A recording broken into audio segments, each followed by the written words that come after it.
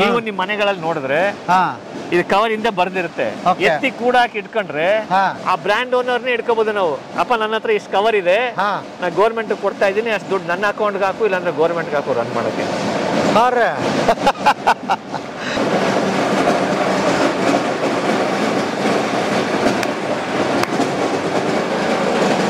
ಇದನ್ನ ಪುಡಿ ಮಾಡಿ ಟಾರ್ ರೋಡ್ ಮಾಡ್ತಾರಲ್ಲ, ಈಗ ಹುಬ್ಳಿ ಧಾರವಾಡ ಈಗ ರೀಸೆಂಟ್ ಆಗಿ ಮಾಡಿದ್ರು, ಅಲ್ಲಿ ಪ್ಲಾಸ್ಟಿಕ್ ಹಾಕಿದ್ದಾರೆ.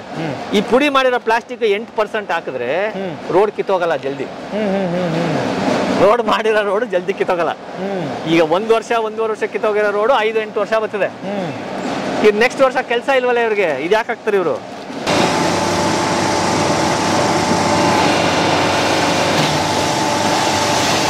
ಈಗ ಹಂಗಾರೆ ನೋಡೋಣ ಇದನ್ನ. ಆಯ್ತು ಸರ್, ನೀವು ಸಿಮೆಂಟ್ ಲೆವೆಲ್ ಅಲ್ಲಿ ಹೆಂಗೆ ಸಿಮೆಂಟ್ ಎತ್ತು ಬಿಸಾಕಿದ್ರೆ ಎಷ್ಟು ಬೇಗ ಒಡೆದೋಗುತ್ತೆ ಅನ್ನತ್ತೆ, ಆ ತರ ಲೆವೆಲ್ ಅಲ್ಲಿ ಇದನ್ನ ಟೆಸ್ಟ್ ಮಾಡಿ. ಸಿಮೆಂಟ್ ಹಿಂಗ್ ಹೊಡೆದಾಕ ಎಷ್ಟು ಹಾಕ್ಬಿಟ್ರೆ ಹೊಡೆದೋಯ್ತದೆ ನಿಮ್ಗೆ ಸಿಮೆಂಟ್. ಇಷ್ಟು ದೂರ ಇದ್ರಲ್ಲಿ ಹಾಕಿದ್ರೆ ನೀವು ಇನ್ನೇನ್ 4 ಸಲ ಏನ್ ಮಾಡೋದ್ ಬೇಡ. ಅದೇ ಒಂಚೂರು ಎಲ್ಲಾದ್ರೂ ಏಟ್ ಬಿದ್ದೈತಾ ಅದಕ್ಕೆ ಏನು ಆಗಿಲ್ಲ ಸರ್. ಆಗಲ್ಲ. ಬರ್ರಿ ಬೀಗ್ರ ಊಟ ಮಾಡೋಣ. ಬಾಳ್ ಮಂದಾಗ್ಲಿ ತಗೋರಿ. ನಿಮ್ ಬಾಯಾರಿಕೆಯಿಂದ ಹಂಗ ಆಗ್ಲೇವಾ? ನಮಸ್ತೆ ಗೆಳೆಯರೇ, ಬದುಕಿನ ಬುತ್ತಿಗೆ ತಮಗೆ ಎಂದಿನಂತೆ ಆಧಾರದ ಸ್ವಾಗತ. ಒಂದು ವಿಶೇಷವಾದ ವಿಡಿಯೋದೊಂದಿಗೆ ತಮ್ಮ ಮುಂದೆ ಬಂದು ನಿಂತಿದ್ದೀನಿ. ಕಸದಿಂದ ರಸ ಅಂತ ಹೇಳ್ತಾರಲ್ಲ, ಅಂಥ ಕತೆ ತೊಗೊಂಡು ಬಂದಿದ್ದೀನಿ. ಮೈಸೂರಲ್ಲಿ ಇದ್ದೀನಿ. ಏನಂತ ಹೇಳಿದರೆ, ನೀವು ಕಸದಿಂದ ಇಲ್ಲಿ ಇಟ್ಟಿಗೆ ಮಾಡ್ತಾರೆ, ಅದು ಕುತೂಹಲ ಅಂತ ಅನಿಸ್ತು ನನಗೆ. ಭಾಳ ದಿವಸದಿಂದ ಸರ್ನ ಭೇಟಿ ಆಗಬೇಕು ಅಂತ ಮಾಡಿದ್ದೆ. ಸರ್ ಇಲ್ಲೇ ನಮ್ಮ ಜೊತೆಗಿದ್ದಾರೆ. ಸರ್ ನಮಸ್ತೆ.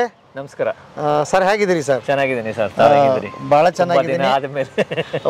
ಮೋಸ್ಟ್ಲಿ 1 ವರ್ಷದಿಂದ ಫಾಲೋ ಅಪ್ ಮಾಡ್ತಿದ್ದೆ ಸರ್. ನನಗಂತೂ ಪರಿಚಯ ಇದ್ದೀರಿ. ನಮ್ಮ ವೀಕ್ಷಕರಿಗೋಸ್ಕರ ತಮ್ಮ ಪರಿಚಯ ಆಗ್ಬಿಡ್ಲಿ ಸರ್. ನನ್ನ ಹೆಸರು ದಿನೇಶ್ ಬೋಪಣ್ಣ ಅಂತ, co founder of Jagrut Tech private limited. ನಮ್ದು ಇನ್ನೊಬ್ರು ಫೌಂಡರ್ ಇದ್ದಾರೆ, ದಶರಥ್ ಕೆ ಅಂತ, ಅವರೊಬ್ರು ಕೋ ಫೌಂಡರ್ ಜಾಗೃತ್ ಟೆಕ್. ನಾವಿಬ್ರು ಇದ್ದೀವಿ. ಓಕೆ, ಇದ್ರ ಬಗ್ಗೆ ನನಗಂತೂ ಏನೇನು ಗೊತ್ತಿಲ್ಲ, ನೀವು ಶುರುವಿನಿಂದ ಹೇಳಿ ಸರ್ ಹೇಗೆ ಅಂತ. ಸರ್, ಇದು ನಾವೀಗ ಏನ್ ಗೌರ್ಮೆಂಟ್ ಬ್ಯಾನ್ ಮಾಡ್ತಾ ಇದಾರಲ್ಲ ಸಿಂಗಲ್ ಯೂಸ್ ಪ್ಲಾಸ್ಟಿಕ್ ಅಂತೇಳಿ, ಈ ಸಿಂಗಲ್ ಯೂಸ್ ಪ್ಲಾಸ್ಟಿಕ್ ಅಂದಾಗ ಏನಾಗುತ್ತೆ ಅಂದ್ರೆ, ನಾವು ಕ್ಯಾರಿ ಕವರ್ಸು ಎಲ್ಲ ತಗೊಂಡು ಹೋಗ್ತಾ ಇರೋದು ಮಾರ್ಕೆಟ್ ಅಲ್ಲಿ, ಅದೆಲ್ಲ ಬ್ಯಾನ್ ಮಾಡಿದ್ದಾರೆ ಈಗಾಗಲೇ ಗೌರ್ಮೆಂಟ್ ತುಂಬಾ.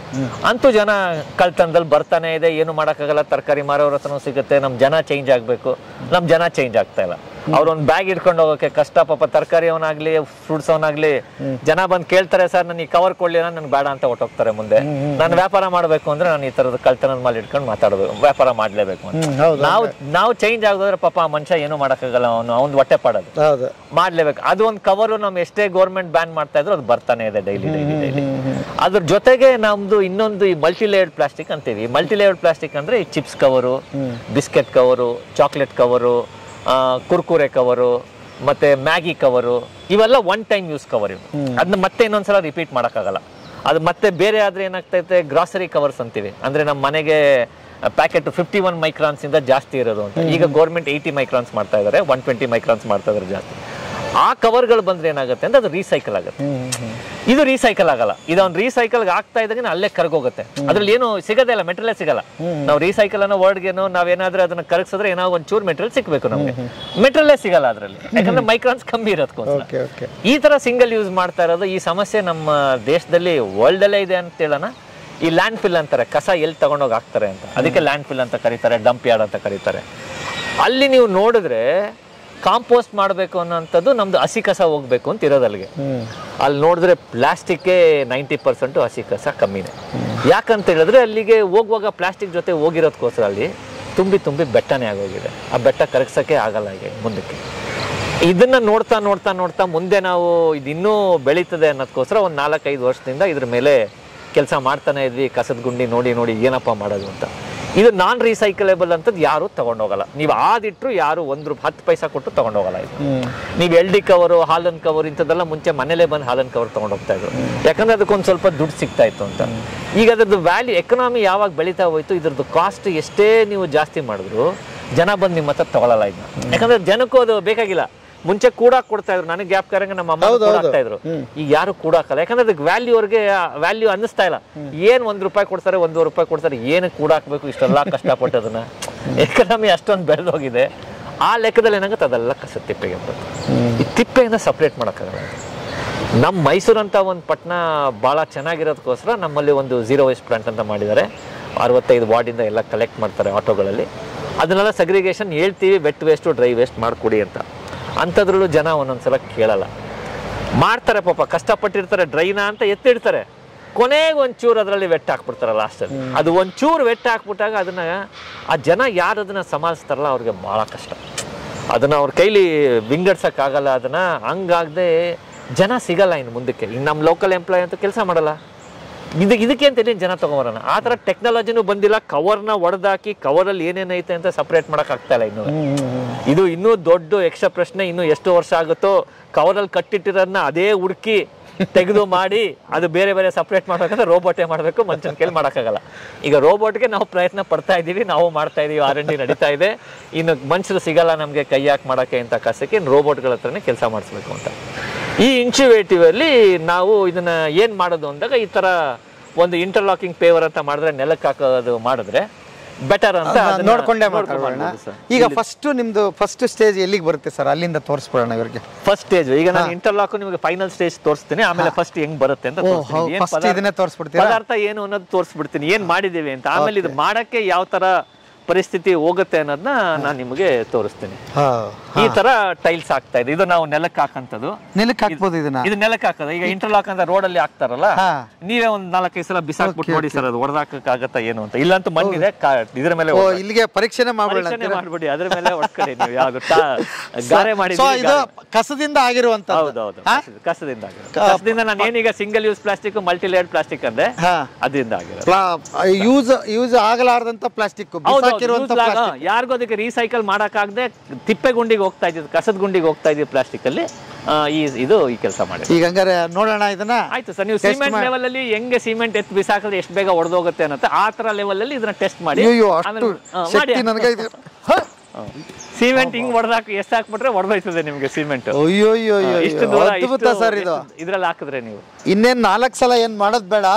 ಅದೇ ಒಂಚೂರು ಎಲ್ಲಾದ್ರೂ ಏಟ್ ಬಿದ್ದೈತಾ ಅದಕ್ಕೆ ಏನು ಆಗಿಲ್ಲ ಸರ್. ಇದು ಆಮೇಲೆ ಸರ್ ವೆಯ್ಟ್ 2 kg ಒಂದಕ್ಕೆ. ಇದರಲ್ಲಿ ನಾವು 2 kg ಕಂಪ್ರೆಸ್ ಮಾಡಿದೀವಿ. 2 kg ಅಂತಂದ್ರೆ ಇಷ್ಟು ದಪ್ಪ ಬಂದ್ಬಿಡುತ್ತೆ. ಪ್ಲಾಸ್ಟಿಕ್ ತೂಕ ಇಲ್ವಲ್ಲ, 2 kg ಅಂದ್ರೆ ಇಷ್ಟು ಇರುತ್ತೆ ರಾಶಿ. ಆ 2 kg ರಾಶಿನ ಇಷ್ಟು ಸಣ್ಣದಕ್ಕೆ ತಂದಿದ್ದೀವಿ. ನಾವು ಯಾವ್ದಕ್ಕೆ ಯೂಸ್ ಮಾಡಬಹುದು ಸರ್? ಈಗ ನೆಲಕ್ಕೆ, ಮನೆ ಮುಂದೆ, ಗಾರ್ಡನ್ಗೆ, ರೋಡಲ್ಲಿ ಫುಟ್ಪಾತ್ ಗಿಟ್ಪಾತ್ ಇದು ಒಂದ್ಸಲ ಹಾಕ್ಬಿಟ್ರೆ ನಾನು 500 ವರ್ಷ ತೆಗೆಯಬೇಕಿಲ್ಲ. 500 ವರ್ಷ ಇನ್ನೇನು ಮತ್ತೆ ಇದೇನು ಆಗದೇ ಇಲ್ವಲ್ಲ, ಕರಗದೇ ಇಲ್ವಲ್ಲ ಇದೀಗ. ಈ ಕಲ್ಲಾದಂಗೆ ಆಗೋಯ್ತು. ಈ ಕಲ್ಲು ಎಲ್ಲಿ ಸಮಿತದೆ?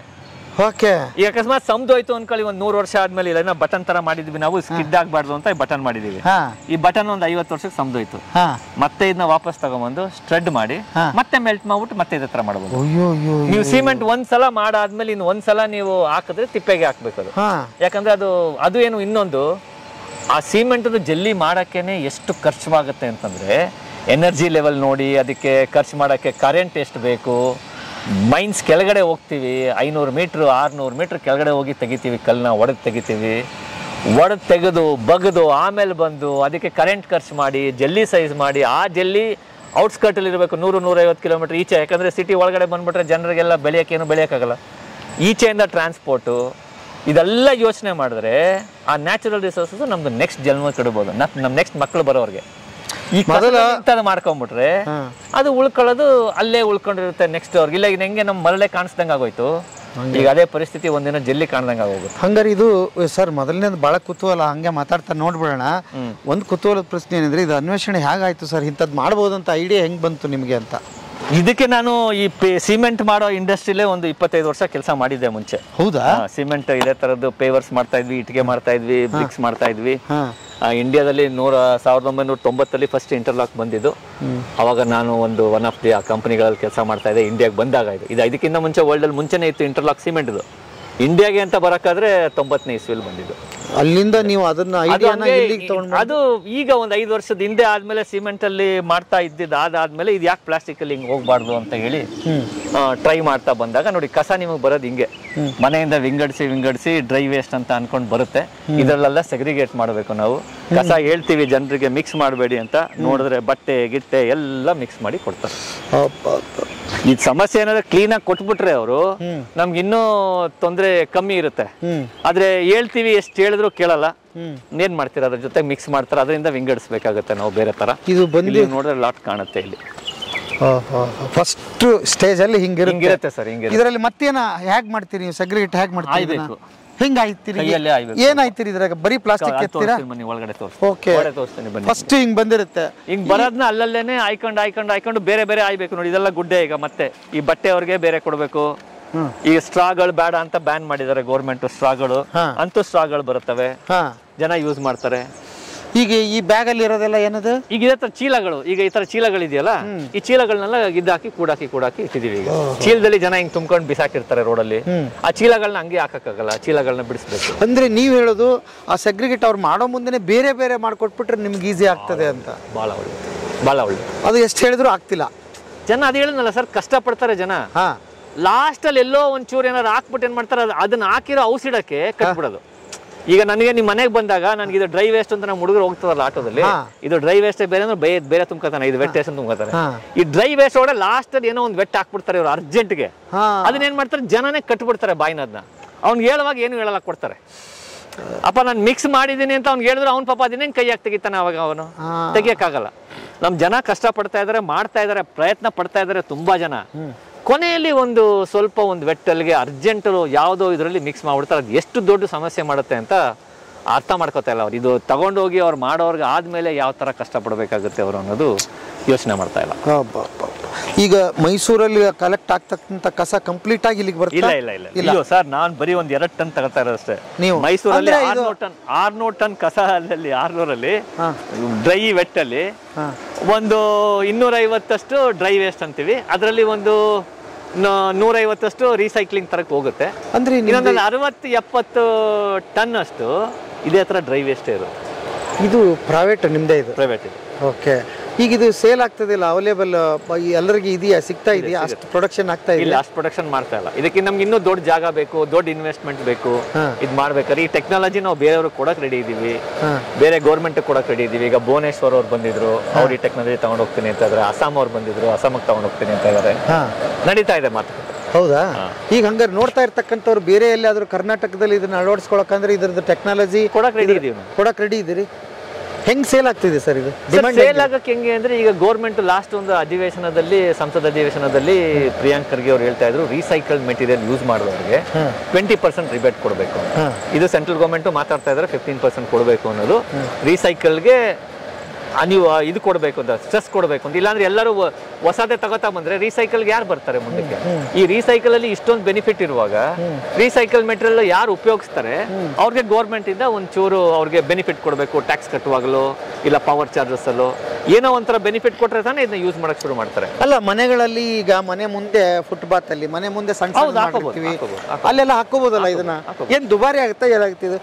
ಇವತ್ತಿನ ಇದರ ಲೆಕ್ಕದಲ್ಲಿ ಈಗ ಏನ್ ಸಿಮೆಂಟ್ ಏನ್ ಸಿಗ್ತಾ ಇದೆ, ಸಿಮೆಂಟ್ಗೆ ಆಸ್ಪಾಸಲ್ಲಿ ಕೊಡ್ಬೋದು.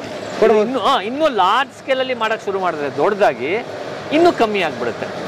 ಈಗ ಯಾಕಂದ್ರೆ ಇವತ್ತು ಅಟ್ ಪ್ರೆಸೆಂಟ್ ಸಿಚುವೇಶನ್ ಅಲ್ಲಿ ನಾವು ಕನ್ವರ್ಟ್ ಮಾಡ್ತಾ ಇರೋ 2 ಟನ್ ದಿನಕ್ಕೆ ನಮಗೆ ಕಾಸ್ಟ್ ವರ್ಕೌಟ್ ಆಗ್ತಲ್ಲ, ಅದು ಜಾಸ್ತಿ ದೊಡ್ಡದಾಗಿ ಮಾಡಬೇಕು. ಗೌರ್ಮೆಂಟ್ ನಮ್ಗೆ ಇನ್ನು ಸ್ವಲ್ಪ ದೊಡ್ಡ ಜಾಗ ಕೊಡಬೇಕು. ಕಾಯ್ತಾ ಇದ್ದೀವಿ, ಅದರದೆಲ್ಲ ನಡೀತಾ ಇದೆ ಮಾತುಕತೆ. ದೊಡ್ಡ ಜಾಗ ಅಲ್ಲ, ಈಗ ಮನೆಗೆ ಹಾಕೋ ಮುಂದೆನೂ ನಾವೇನು ಕಡಿಮೆ ರೇಟ್ ಇದೆ ತರಲ್ಲ, ಅದಕ್ಕೂ ದೊಡ್ಡ ದೊಡ್ಡ ಡಿಸೈನ್ ಎಲ್ಲ ಬಂದ್ಬಿಟ್ಟಿದೆ. ಇಂಟ್ರೆಸ್ಟ್ ಇರಲ್ವಲ್ಲ ಸರ್, ಅದು ಅವ್ರ ಮೈಂಡ್ ಅಲ್ಲಿ ಬರಬೇಕು. ನಾನು ರೀಸೈಕಲ್ ಮೆಟೀರಿಯಲ್ ಹಾಕಿದ್ದೀನಿ ನನ್ನ ಮುಂದೆಲಿ ಅಂತ. ಇಲ್ಲ ಅಂದ್ರೆ ನಾನು ಮನೇಲಿ ಎಷ್ಟು ಖರ್ಚು ಮಾಡ್ತಾ ಇದ್ದೀನಿ, ನಾನು ನನ್ನ ಸೊಸೈಟಿಗೆ ಏನೋ ಒಂಚೂರು ಈ ತರ ಮೆಟೀರಿಯಲ್ ಹಾಕೊಂಡು ನಾನು ಮನೇಲಿ ಖರ್ಚು ಮಾಡ್ತಾರೋ ಪ್ಲಾಸ್ಟಿಕ್ ಗೌರ್ಮೆಂಟ್ಗೆ ತಗೊಂಡೋಗಿ ತುಂಬಿಕೊಡ್ತಾ ಇದ್ದೀನಲ್ವಾ, ಅದ್ರದ್ದು ಸಬ್ಸ್ಟಿಟ್ಯೂಟ್ ಆಗಿ ನಾನು ಸ್ವಲ್ಪ ತಗೊಂಬಂದು ಹಾಕೊಂಡಿದ್ದೀನಿ. ಈ ಥಾಟ್ ಪ್ರೊಸೆಸ್ ಬರಬೇಕು. ಈ ಥಾಟ್ ಪ್ರೊಸೆಸ್ ಬರೋದು ಬಹಳ ಕಷ್ಟ. ನೋಡೋಣ ಒಳಗೆ ಏನು ನಡೀತಾ ಇದೆ ಸರ್ ಈಗ ಅದೇ ಇದ್ರದ್ದು ಹೆಂಗೆ ನಾವು ಪುಡಿ ಮಾಡ್ತೀವಿ ಇದನ್ನ ಮತ್ತೆ ವಾಪಸ್ಸು. ಓಕೆ.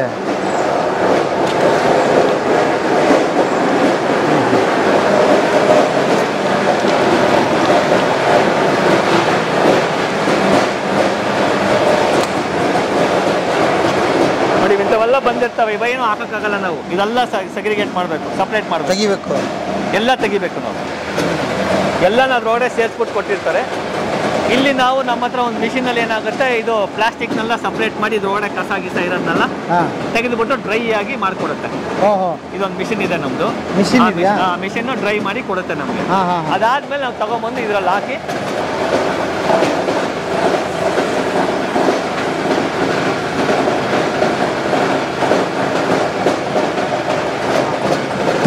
ಎಲ್ಲಿ ಬರ್ತಾ ಇದೆ ಅದು?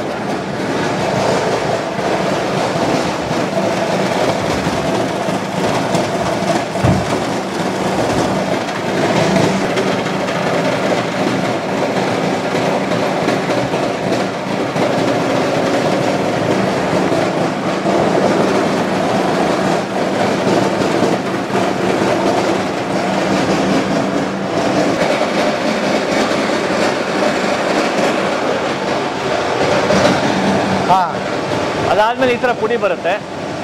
ಈಗ ಅದು ಇಲ್ಲಿಗೆ ಬಂದಿದೆಯಾ? ಈ ಬ್ಯಾಗ್ ಅಲ್ಲಿ ಬಂದಿದೆ. ಹೌದೌದು, ಅದೇ ತರದ ಪುಡಿಯಲ್ಲಿ ಬಂದಿದೆ. ಓಕೆ. ಹಾ, ಇದನ್ನ ಬಂದ್ಮೇಲೆ ನಮ್ಮಲ್ಲಿ ಇದನ್ನ ಒಂದ್ ಇದ್ರಲ್ಲಿ ಮಿಕ್ಸ್ ಮಾಡ್ಕೋತೀವಿ. ಇದನ್ನೆಲ್ಲ ಇದನ್ನ ತೆಗೆದು ನಾವು ಇದ್ರೊಳಗಡೆ ಹಾಕ್ತಿವಿ. ಇದು ಏನಿದೆ? ಇದನ್ನ ಬಿಸಿ ಮಾಡುತ್ತೆ ಸ್ವಲ್ಪ. ಈಗ ಹಂಗಿದ್ದು ಸ್ವಲ್ಪ ಬಿಸಿ ಆಗುತ್ತೆ ಅಷ್ಟೇ. Okay okay. ಹಾ ಹಾ. ಇದನ್ನ ಇದ್ರೊಳಗಡೆ ಹಾಕ್ತಿವಿ. Okay okay. ಹಾ ಹಾ.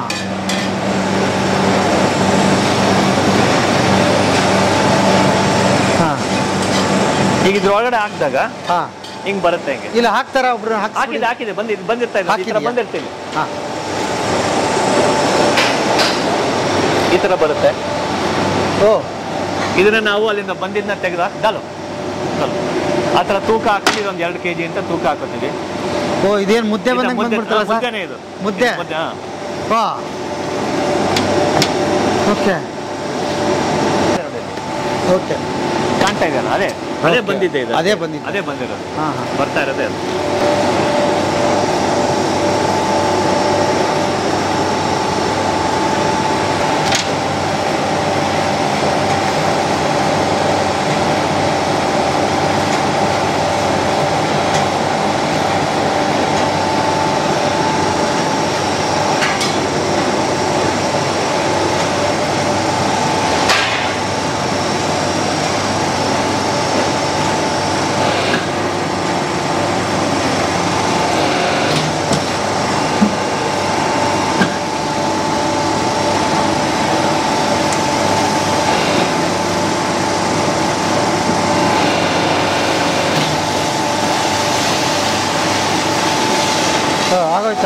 ರೆಡಿ ಆಯ್ತು? ಇಲ್ಲ ಇನ್ನು ಟೈಮ್ ತಗೊಳುತ್ತೆ ಅದು. ಈಗ ಅಲ್ಲಿಗೆ ಆ ಕಡೆಗೆ ಹೋಗುತ್ತೆ. ಅಲ್ಲಿ ಹೋದ್ಮೇಲೆ ಇಲ್ಲಿ ರೆಡಿಯಾಗಿ ಬರುತ್ತೆ. ಈಗ ತೋರಿಸ್ತಾರೆ, ಆ ಕಡೆಗೆ ಹೋಗುತ್ತೆ. ಈಗ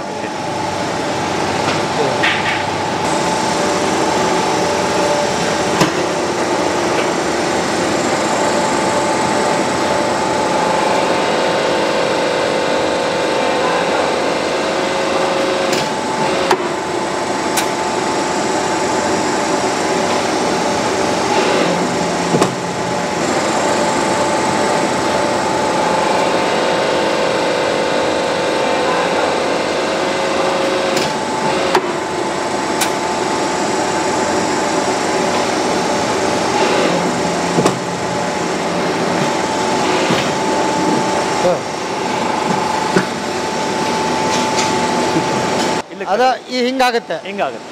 ಓಕೆ. ಅಲ್ಲ, ಭಾಳ ಉತ್ತಮವಾಗಿದೆ, ಚೆನ್ನಾಗಿದೆ. ಇದನ್ನ ಅಧಿಕಾರಿಗಳಿಗೆ ಮನ ಮುಟ್ಟಿಸುವಲ್ಲಿ ಇದಾಯ್ತಾ ಅಥವಾ ಅರ್ಥ ಆಗ್ತಿಲ್ಲ? ಗೊತ್ತಿದೆ ತುಂಬಾ ಜನಕ್ಕೆ. ಸೆಂಟ್ರಲ್ ಗೌರ್ಮೆಂಟ್ ಅಲ್ಲೂ EPR ಕ್ರೆಡಿಟ್ ಅಂತ ಹೇಳ್ತಾರೆ, ಎಕ್ಸ್ಟೆಂಡೆಡ್ ಪ್ರೊಡ್ಯೂಸರ್ ರೆಸ್ಪಾನ್ಸಿಬಿಲಿಟಿ. ಈ ಎಕ್ಸ್ಟೆಂಡೆಡ್ ಪ್ರೊಡ್ಯೂಸರ್ ರೆಸ್ಪಾನ್ಸಿಬಿಲಿಟಿಗೆ ದೊಡ್ಡ ಕಂಪನಿಯವರು ಅವ್ರವ್ರ ಕವರ್ ಅಲ್ಲಿ ಹಿಂದೆ ಬರ್ದಿರ್ತಾರೆ, ಈ ಕವರ್ ನನಗೆ ವಾಪಸ್ ಕೊಟ್ರೆ ನೀವು, ನಾನು ನಿಮ್ಗೆ 10 ರೂಪಾಯಿ ಕೊಡ್ತೀವಿ ಈ ಕವರ್ನ ತಗೊಂಡು ಅಂತ. ಇದೆ ಅದು. ಇದನ್ನ ಅವ್ರು ದೊಡ್ಡ ಬ್ರ್ಯಾಂಡ್ ಓನರ್ನ ಕರ್ಕೊಂಡ್ ಬರ್ಬೇಕು, ಗೌರ್ಮೆಂಟ್ ಇಟ್ಕೊಂಡ್ ಬರ್ಬೇಕು. ಅಪ್ಪ ನೀನ್ ಇಲ್ಲಿ ಬರ್ದಿದ್ಯಲ್ಲ, ಇದು ನಾನು ನಿನ್ನ ಕಲೆಕ್ಟ್ ಮಾಡ್ಕೊಡ್ತೀನಿ ಅಂದ್ರೆ ಈಗ ನಮ್ ಕಾರ್ಪೊರೇಷನ್ ಕಲೆಕ್ಟ್ ಮಾಡ್ತಾ ಇದೆ. ಈ ತರ ಪದಾರ್ಥ ಅದಕ್ಕೆ ಎಂಡ್ ಆಫ್ ಲೈಫ್ ಅಂತಾರೆ. ನಮ್ ತರ ಈ ತರ ಕನ್ವರ್ಟ್ ಮಾಡ್ಬೇಕು. ನೋಡಪ್ಪ ಅವ್ರು ಕನ್ವರ್ಟ್ ಮಾಡ್ತಾ ಇದಾರೆ, ಅವ್ರು CSR ಕೊಡ್ಲಿ. ಗೌರ್ಮೆಂಟ್ ಗೆ ಏನ್ ಸಮಸ್ಯೆ ಇಲ್ಲ, ಗೌರ್ಮೆಂಟ್ ಇಂದ ದುಡ್ಡು ಹಾಕೋ ಕೆಲ್ಸಾನೇ ಇಲ್ಲ. ಬ್ರ್ಯಾಂಡ್ ಓನರ್ ಯಾರ್ಯಾರು ಮಾರ್ತಾ ಇದಾರೆ, ಕಸ ಪೊಲ್ಯೂಟ್ ಮಾಡ್ತಾ ಇದಾರೆ, ಅವ್ರದೇ ರೆಸ್ಪಾನ್ಸಿಬಿಲಿಟಿ ಇದೆ. ಇದನ್ನ ಮತ್ತೆ ರೂಪಾಂತರ ಮಾಡಿ ಹುಡುಕಿ ಅವರೇ ರ್ಯಾಕ್ ಪಿಕ್ಕರ್ಗೆ ಸಂಬಳ ಕೊಟ್ಟು ಹುಡುಕ್ಸ್ಕೋಬೇಕು ಅವ್ರ ಕವರ್ನ. ನನಗ್ ಕವರ್ ನೀವು ಮಾರಿದ್ರಿ, ನಾ ತಿಂದವನ್ ಜವಾಬ್ದಾರನಲ್ಲ, ನಾನು ಬಿಸಾಕ್ಬಿಟ್ಟೆ. ಕಾರ್ಪೊರೇಷನ್ಗೆ ನಾವೆಲ್ಲ ಟ್ಯಾಕ್ಸ್ ಕಟ್ತಾ ಇದೀವಿ ಅದನ್ನ ಆಯಕ್ಕೆ, ಸರಿನಾ? ಅದಾಯ್ತು. ಅದಾದ್ಮೇಲೆ ತಗೊಂಡೋಗಿ ಕಾರ್ಪೊರೇಷನ್ ಏನ್ ಮಾಡ್ತಾವ್ರೆ, ಇದನ್ನ ಕನ್ವರ್ಟ್ ಮಾಡೋರು ಯಾರು, ರೀಸೈಕಲ್ ಮಾಡೋರು ಯಾರು ಇಲ್ಲ ಅಂತ ತಗೊಂಡು ತಿಪ್ಪೆಗುಂಡಿಗೆ ಹಾಕ್ತವ್ರೆ.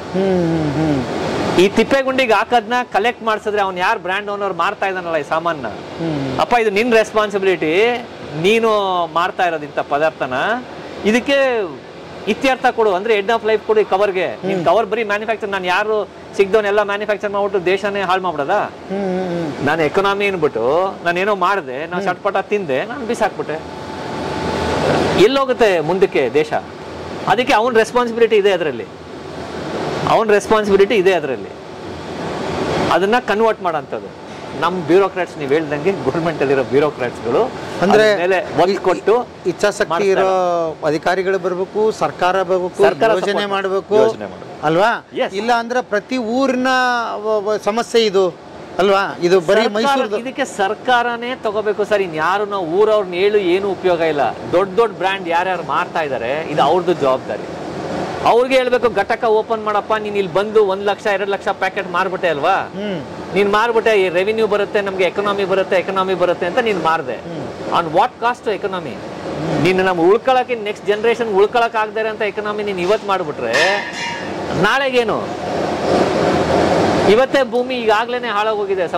ಗಿಮುದ್ರಗಳೆಲ್ಲ ಹೋಗಿ ಪ್ಲಾಸ್ಟಿಕ್ ತುಂಬ್ಕೊಂಡೆಲ್ಲ ಮೈಕ್ರೋ ಪ್ಲಾಸ್ಟಿಕ್ ಆಗಿ ಮೀನುಗಳು ತಿಂದು, ನಾವು ಆ ಮೀನುಗಳು ತಿಂದು ನಮ್ಮ ಬ್ಲಡ್ ಅಲ್ಲೆಲ್ಲ ಇದೆ. ಈಗ ಇನ್ನು ಸ್ವಲ್ಪ ದಿನ ಹೋದ್ರೆ ನಮ್ಮ ಹತ್ರ ಮೈಕ್ರೋ ಪ್ಲಾಸ್ಟಿಕ್ ನಮ್ಮ ಬ್ಲಡ್ ಅಲ್ಲಿ ಇರುತ್ತೆ. ಸರ್, ಈ ರೋಡಲ್ಲಿ ಎಂಟ್ರಿ ಆಗ್ತಾ ಇದ್ದೆ, ಚಾಮುಂಡಿ ಬೆಟ್ಟದಕ್ಕಿಂತ ದೊಡ್ಡದಾಗಿದೆ ಸರ್. ನನಗೆ ಇಲ್ಲಿ ನೋಡಿದ್ರೇನೆ ಹಿಂಗ ಆಗ್ತಾ ಇದೆ, ಇಷ್ಟ ಅಗಾಧವಾದ ಇದು. ಅಲ್ಲಿಂದ ಹೇಗೆ ಸರ್ ಇಡೀ ಮೈಸೂರ್ದು ಡೈಲಿ ಎಷ್ಟು ಬರುತ್ತೆ ಸರ್? ಇದು ಜಾಸ್ತಿ ಇದೆ. ನಾವಿಲ್ಲಿ ಬರೀ 2 ಟನ್ ತಗೋತಾ ಇರೋದಷ್ಟೇ. ನೀವಿಲ್ಲಿ ಬರೀ 2 ಟನ್ ತಗೊಂಡಿದ್ದು ಇಷ್ಟು ಕಾಣಿಸ್ತಾ ಇದೆ ಗುಡ್ಡ. ಇದೆಲ್ಲ ಕ್ಲೀನ್ ಮಾಡಿರೋದೆಲ್ಲ ಅಂದ್ರೆ ಅದು ಆಯ್ದೆ ತುಂಬ್ಕೊಂಡಿರೋದು ನೀವು ಹೇಳ್ದಂಗೆ ಬೆಟ್ಟಕ್ಕಿಂತ ಮೇಲಾಗಿದೆ. ಈಗ ಎಲ್ಲಾ ಊರುಗಳಲ್ಲಿ ಇದೆ, ಇಲ್ಲೇ ಮೈಸೂರು ಒಂದೇ ಅಲ್ಲ. ಈ ತರ ನೀವು ಎಲ್ಲಾ ಊರಿಗೆ ಹೋಗಿ ಎಲ್ಲಾ ಊರಲ್ಲೂ ಈ ತರ ಕಸದ ಗುಡ್ಡೆಗಳು ಇರ್ತವೆ. ನೀವು ನೋಡಿ ಎಲ್ಲ ಬೆಟ್ಟನೇ ಆಗಿರ್ತವೆ. ಬರೀ ನಾವು ಸುಂದರವಾದ ಊರು ಮಾತ್ರ ತೋರಿಸ್ತೀವಿ. ಈಗ ಊರ್ ಹಿಂದೆ ಬಂದಿದೀವಿ, ಇದು ಕಾಣಿಸ್ತಾ ಇದೆ ನಮ್ಗೆ. ನನಗೆ ವಿಚಿತ್ರ ಆಗೋಯ್ತು ಸರ್. ಆಕ್ಚುಲಿ ಮೈಸೂರನ್ನ ನಾವು ಕ್ಲೀನ್ ಸಿಟಿ ಅಂತ ಹೇಳ್ತೀವಿ. ಕ್ಲೀನ್ ಸಿಟಿನೇ ಅಂದ್ರೆ ಬೇರೆ ಸಿಟಿ ಕಂಪೇರ್ ಮಾಡಿದ್ರೆ ಅಂತ. ನೀವು ಬೇರೆ ಸಿಟಿ ಕಂಪೇರ್ ಮಾಡಿದ್ರೆ ಮೈಸೂರು ಇಸ್ ಕ್ಲೀನ್. ಓಕೆ. ನೀವು ನಿಮ್ಮ ಮನೆಗಳಲ್ಲಿ ನೋಡಿದ್ರೆ ಇದು ಕವರ್ ಹಿಂದೆ ಬರ್ದಿರುತ್ತೆ. ಎತ್ತಿ ಕೂಡ ಹಾಕಿ ಇಟ್ಕೊಂಡ್ರೆ ಆ ಬ್ರ್ಯಾಂಡ್ ಓನರ್ನೇ ಇಟ್ಕೋಬಹುದು ನಾವು. ಅಪ್ಪ ನನ್ನ ಹತ್ರ ಇಷ್ಟು ಕವರ್ ಇದೆ, ನಾ ಗೌರ್ಮೆಂಟ್ ಕೊಡ್ತಾ ಇದ್ದೀನಿ, ಅಷ್ಟು ದುಡ್ಡು ನನ್ನ ಅಕೌಂಟ್ಗೆ ಹಾಕು, ಇಲ್ಲಾಂದ್ರೆ ಗೌರ್ಮೆಂಟ್ಗೆ ಹಾಕು ರನ್ ಮಾಡಕ್ಕೆ. ಏನ್ ಸರ್ ಇದು ನಮ್ಗೆ ಸರ್ ಗೊತ್ತಿದೆ. ಗೌರ್ಮೆಂಟ್ ಮಾರಕ್ ಇಂಟ್ರೆಸ್ಟ್ ಇಲ್ಲ, ಏನ್ ಮಾಡ್ತೀರಾ? ಇದು ಇಟ್ಕೊಂಡು ಸುತ್ತಾಡ್ತೀನಿ ನಾನು ಎಲ್ಲಾ ಕಡೆ ಬ್ಯಾಗು. ಹೌದಾ? ಹೋದವ್ರಿಗೆಲ್ಲ ತೋರ್ಸಕ್ ಇನ್ನೇನ್ ಮಾಡೋದು? This sponge is above 50 micron and integral part of food. ಏನಿದೆ MLG ಅಂದ್ರೆ ಏನ್ sir? Multi layer plastic. And where this empty clean pouch to garbage collector for recycle. ₹10 per kg. ಈ ತರದ್ದು ನೀವು 1 kg ನಿಮ್ ಮನೇಲಿ ಎತ್ತಿಟ್ರೆ ಈ ಕಂಪನಿ ಅವನು ಅಂದ್ರೆ ಇದು ತಗೊಂಡೋಗಿ ಕೊಡ್ಬೇಕು. ನಮ್ ಗೌರ್ಮೆಂಟ್ ಕೊಟ್ರೆ ನಮ್ ಕಾರ್ಪೊರೇಷನ್ ಅವರು ಕ್ಲೈಮ್ ಮಾಡ್ಬೋದು. ಈಗ ಇವನೊಂದು 10 ಲಕ್ಷ ಪ್ಯಾಕೆಟ್ ಮಾರವನೆ ನಮ್ ಮೈಸೂರು ಸಿಟಿಲಿ. ಇವನ ಹತ್ರ ಡೇಟಾ ತಗೋಬೇಕು ಗೌರ್ಮೆಂಟ್. ಅಪ್ಪ ನನ್ನ ಇದ್ರಲ್ಲಿ ಹೋದ್ ತಿಂಗಳು ಎಷ್ಟು ಮಾರಿದ್ಯಾ ಅಂತ. ಅವನ ಹತ್ರ ಮಾರಿದ ಡೇಟಾ ಇದ್ದೇ ಇರ್ತದೆ. ಸರ್ 50,000 ಪೌಚ್ ಮಾರಿದ್ದೀನಿ ಅಂತಾನೆ. 50,000 ಪೋಚ್ಗೆ ಈ ದುಡ್ಡು 50,000 ಪೋಚ್. ಈ ಪೋಚ್ದು 1 ಗ್ರಾಮಲ್ಲಿ ಲೆಕ್ಕ ಇದು. ಒಂದ್ 3 ಗ್ರಾಮೋ 4 ಗ್ರಾಮೋ ಒಂದು ಪೋಚ್ ಇರ್ತದೆ. ಇದು ಇಷ್ಟು 50,000 ಪ್ಯಾಕೆಟ್ ಮಾರಿದ್ದೀನಿ ಅಂದ್ರೆ ಅವನ ಹತ್ರದಿಂದಾನೆ ನೀನು ಇಲ್ಲಿ ಬರ್ದಿದ್ಯಲ್ಲಪ್ಪ, ನಾನೇ ಕಲೆಕ್ಟ್ ಮಾಡೋನು ಮೈಸೂರು ಸಿಟಿಲಿ ಕಲೆಕ್ಟ್ ಮಾಡಿದ್ದೀನಿ, ಅಷ್ಟು ದುಡ್ಡು ಹಾಕು ನಾನು ಹಾಕೊಂಡೆ ನಮ್ಮ ಗೌರ್ಮೆಂಟ್ಗೆ. ನಾನು ರೀಸೈಕಲ್ ಹತ್ರ ನಾನು ರೀಸೈಕಲ್ ಮಾಡಿಸ್ತೇನೆ. ಇವನೊಬ್ಬ ಇಲ್ಲಿ ನೋಡಿ, ಇನ್ನೊಬ್ಬ ಮಹಾರಾಷ್ಟ್ರದವನು ಮಾರ್ತಾನೆ ನಮ್ಮ ಕರ್ನಾಟಕದ ಒಳಗಡೆ. ಬರೀತಾನೆ ₹15 ಕೊಡ್ತೀನಿ ಬರೀ ಮಹಾರಾಷ್ಟ್ರದಲ್ಲಿ ಓನ್ಲಿ ಅಂತ. ಇವನ್ ಯಾಕೆ ಕರ್ನಾಟಕದಲ್ಲಿ ಮಾರ್ಬೇಕು? ನಮ್ ಗೌರ್ಮೆಂಟ್ ಯಾಕೆ ಬಿಡ್ಬೇಕು ಕರ್ನಾಟಕದಲ್ಲಿ ಇವನ್ನ ಮಾರಕ್ಕೆ ಪದಾರ್ಥನ?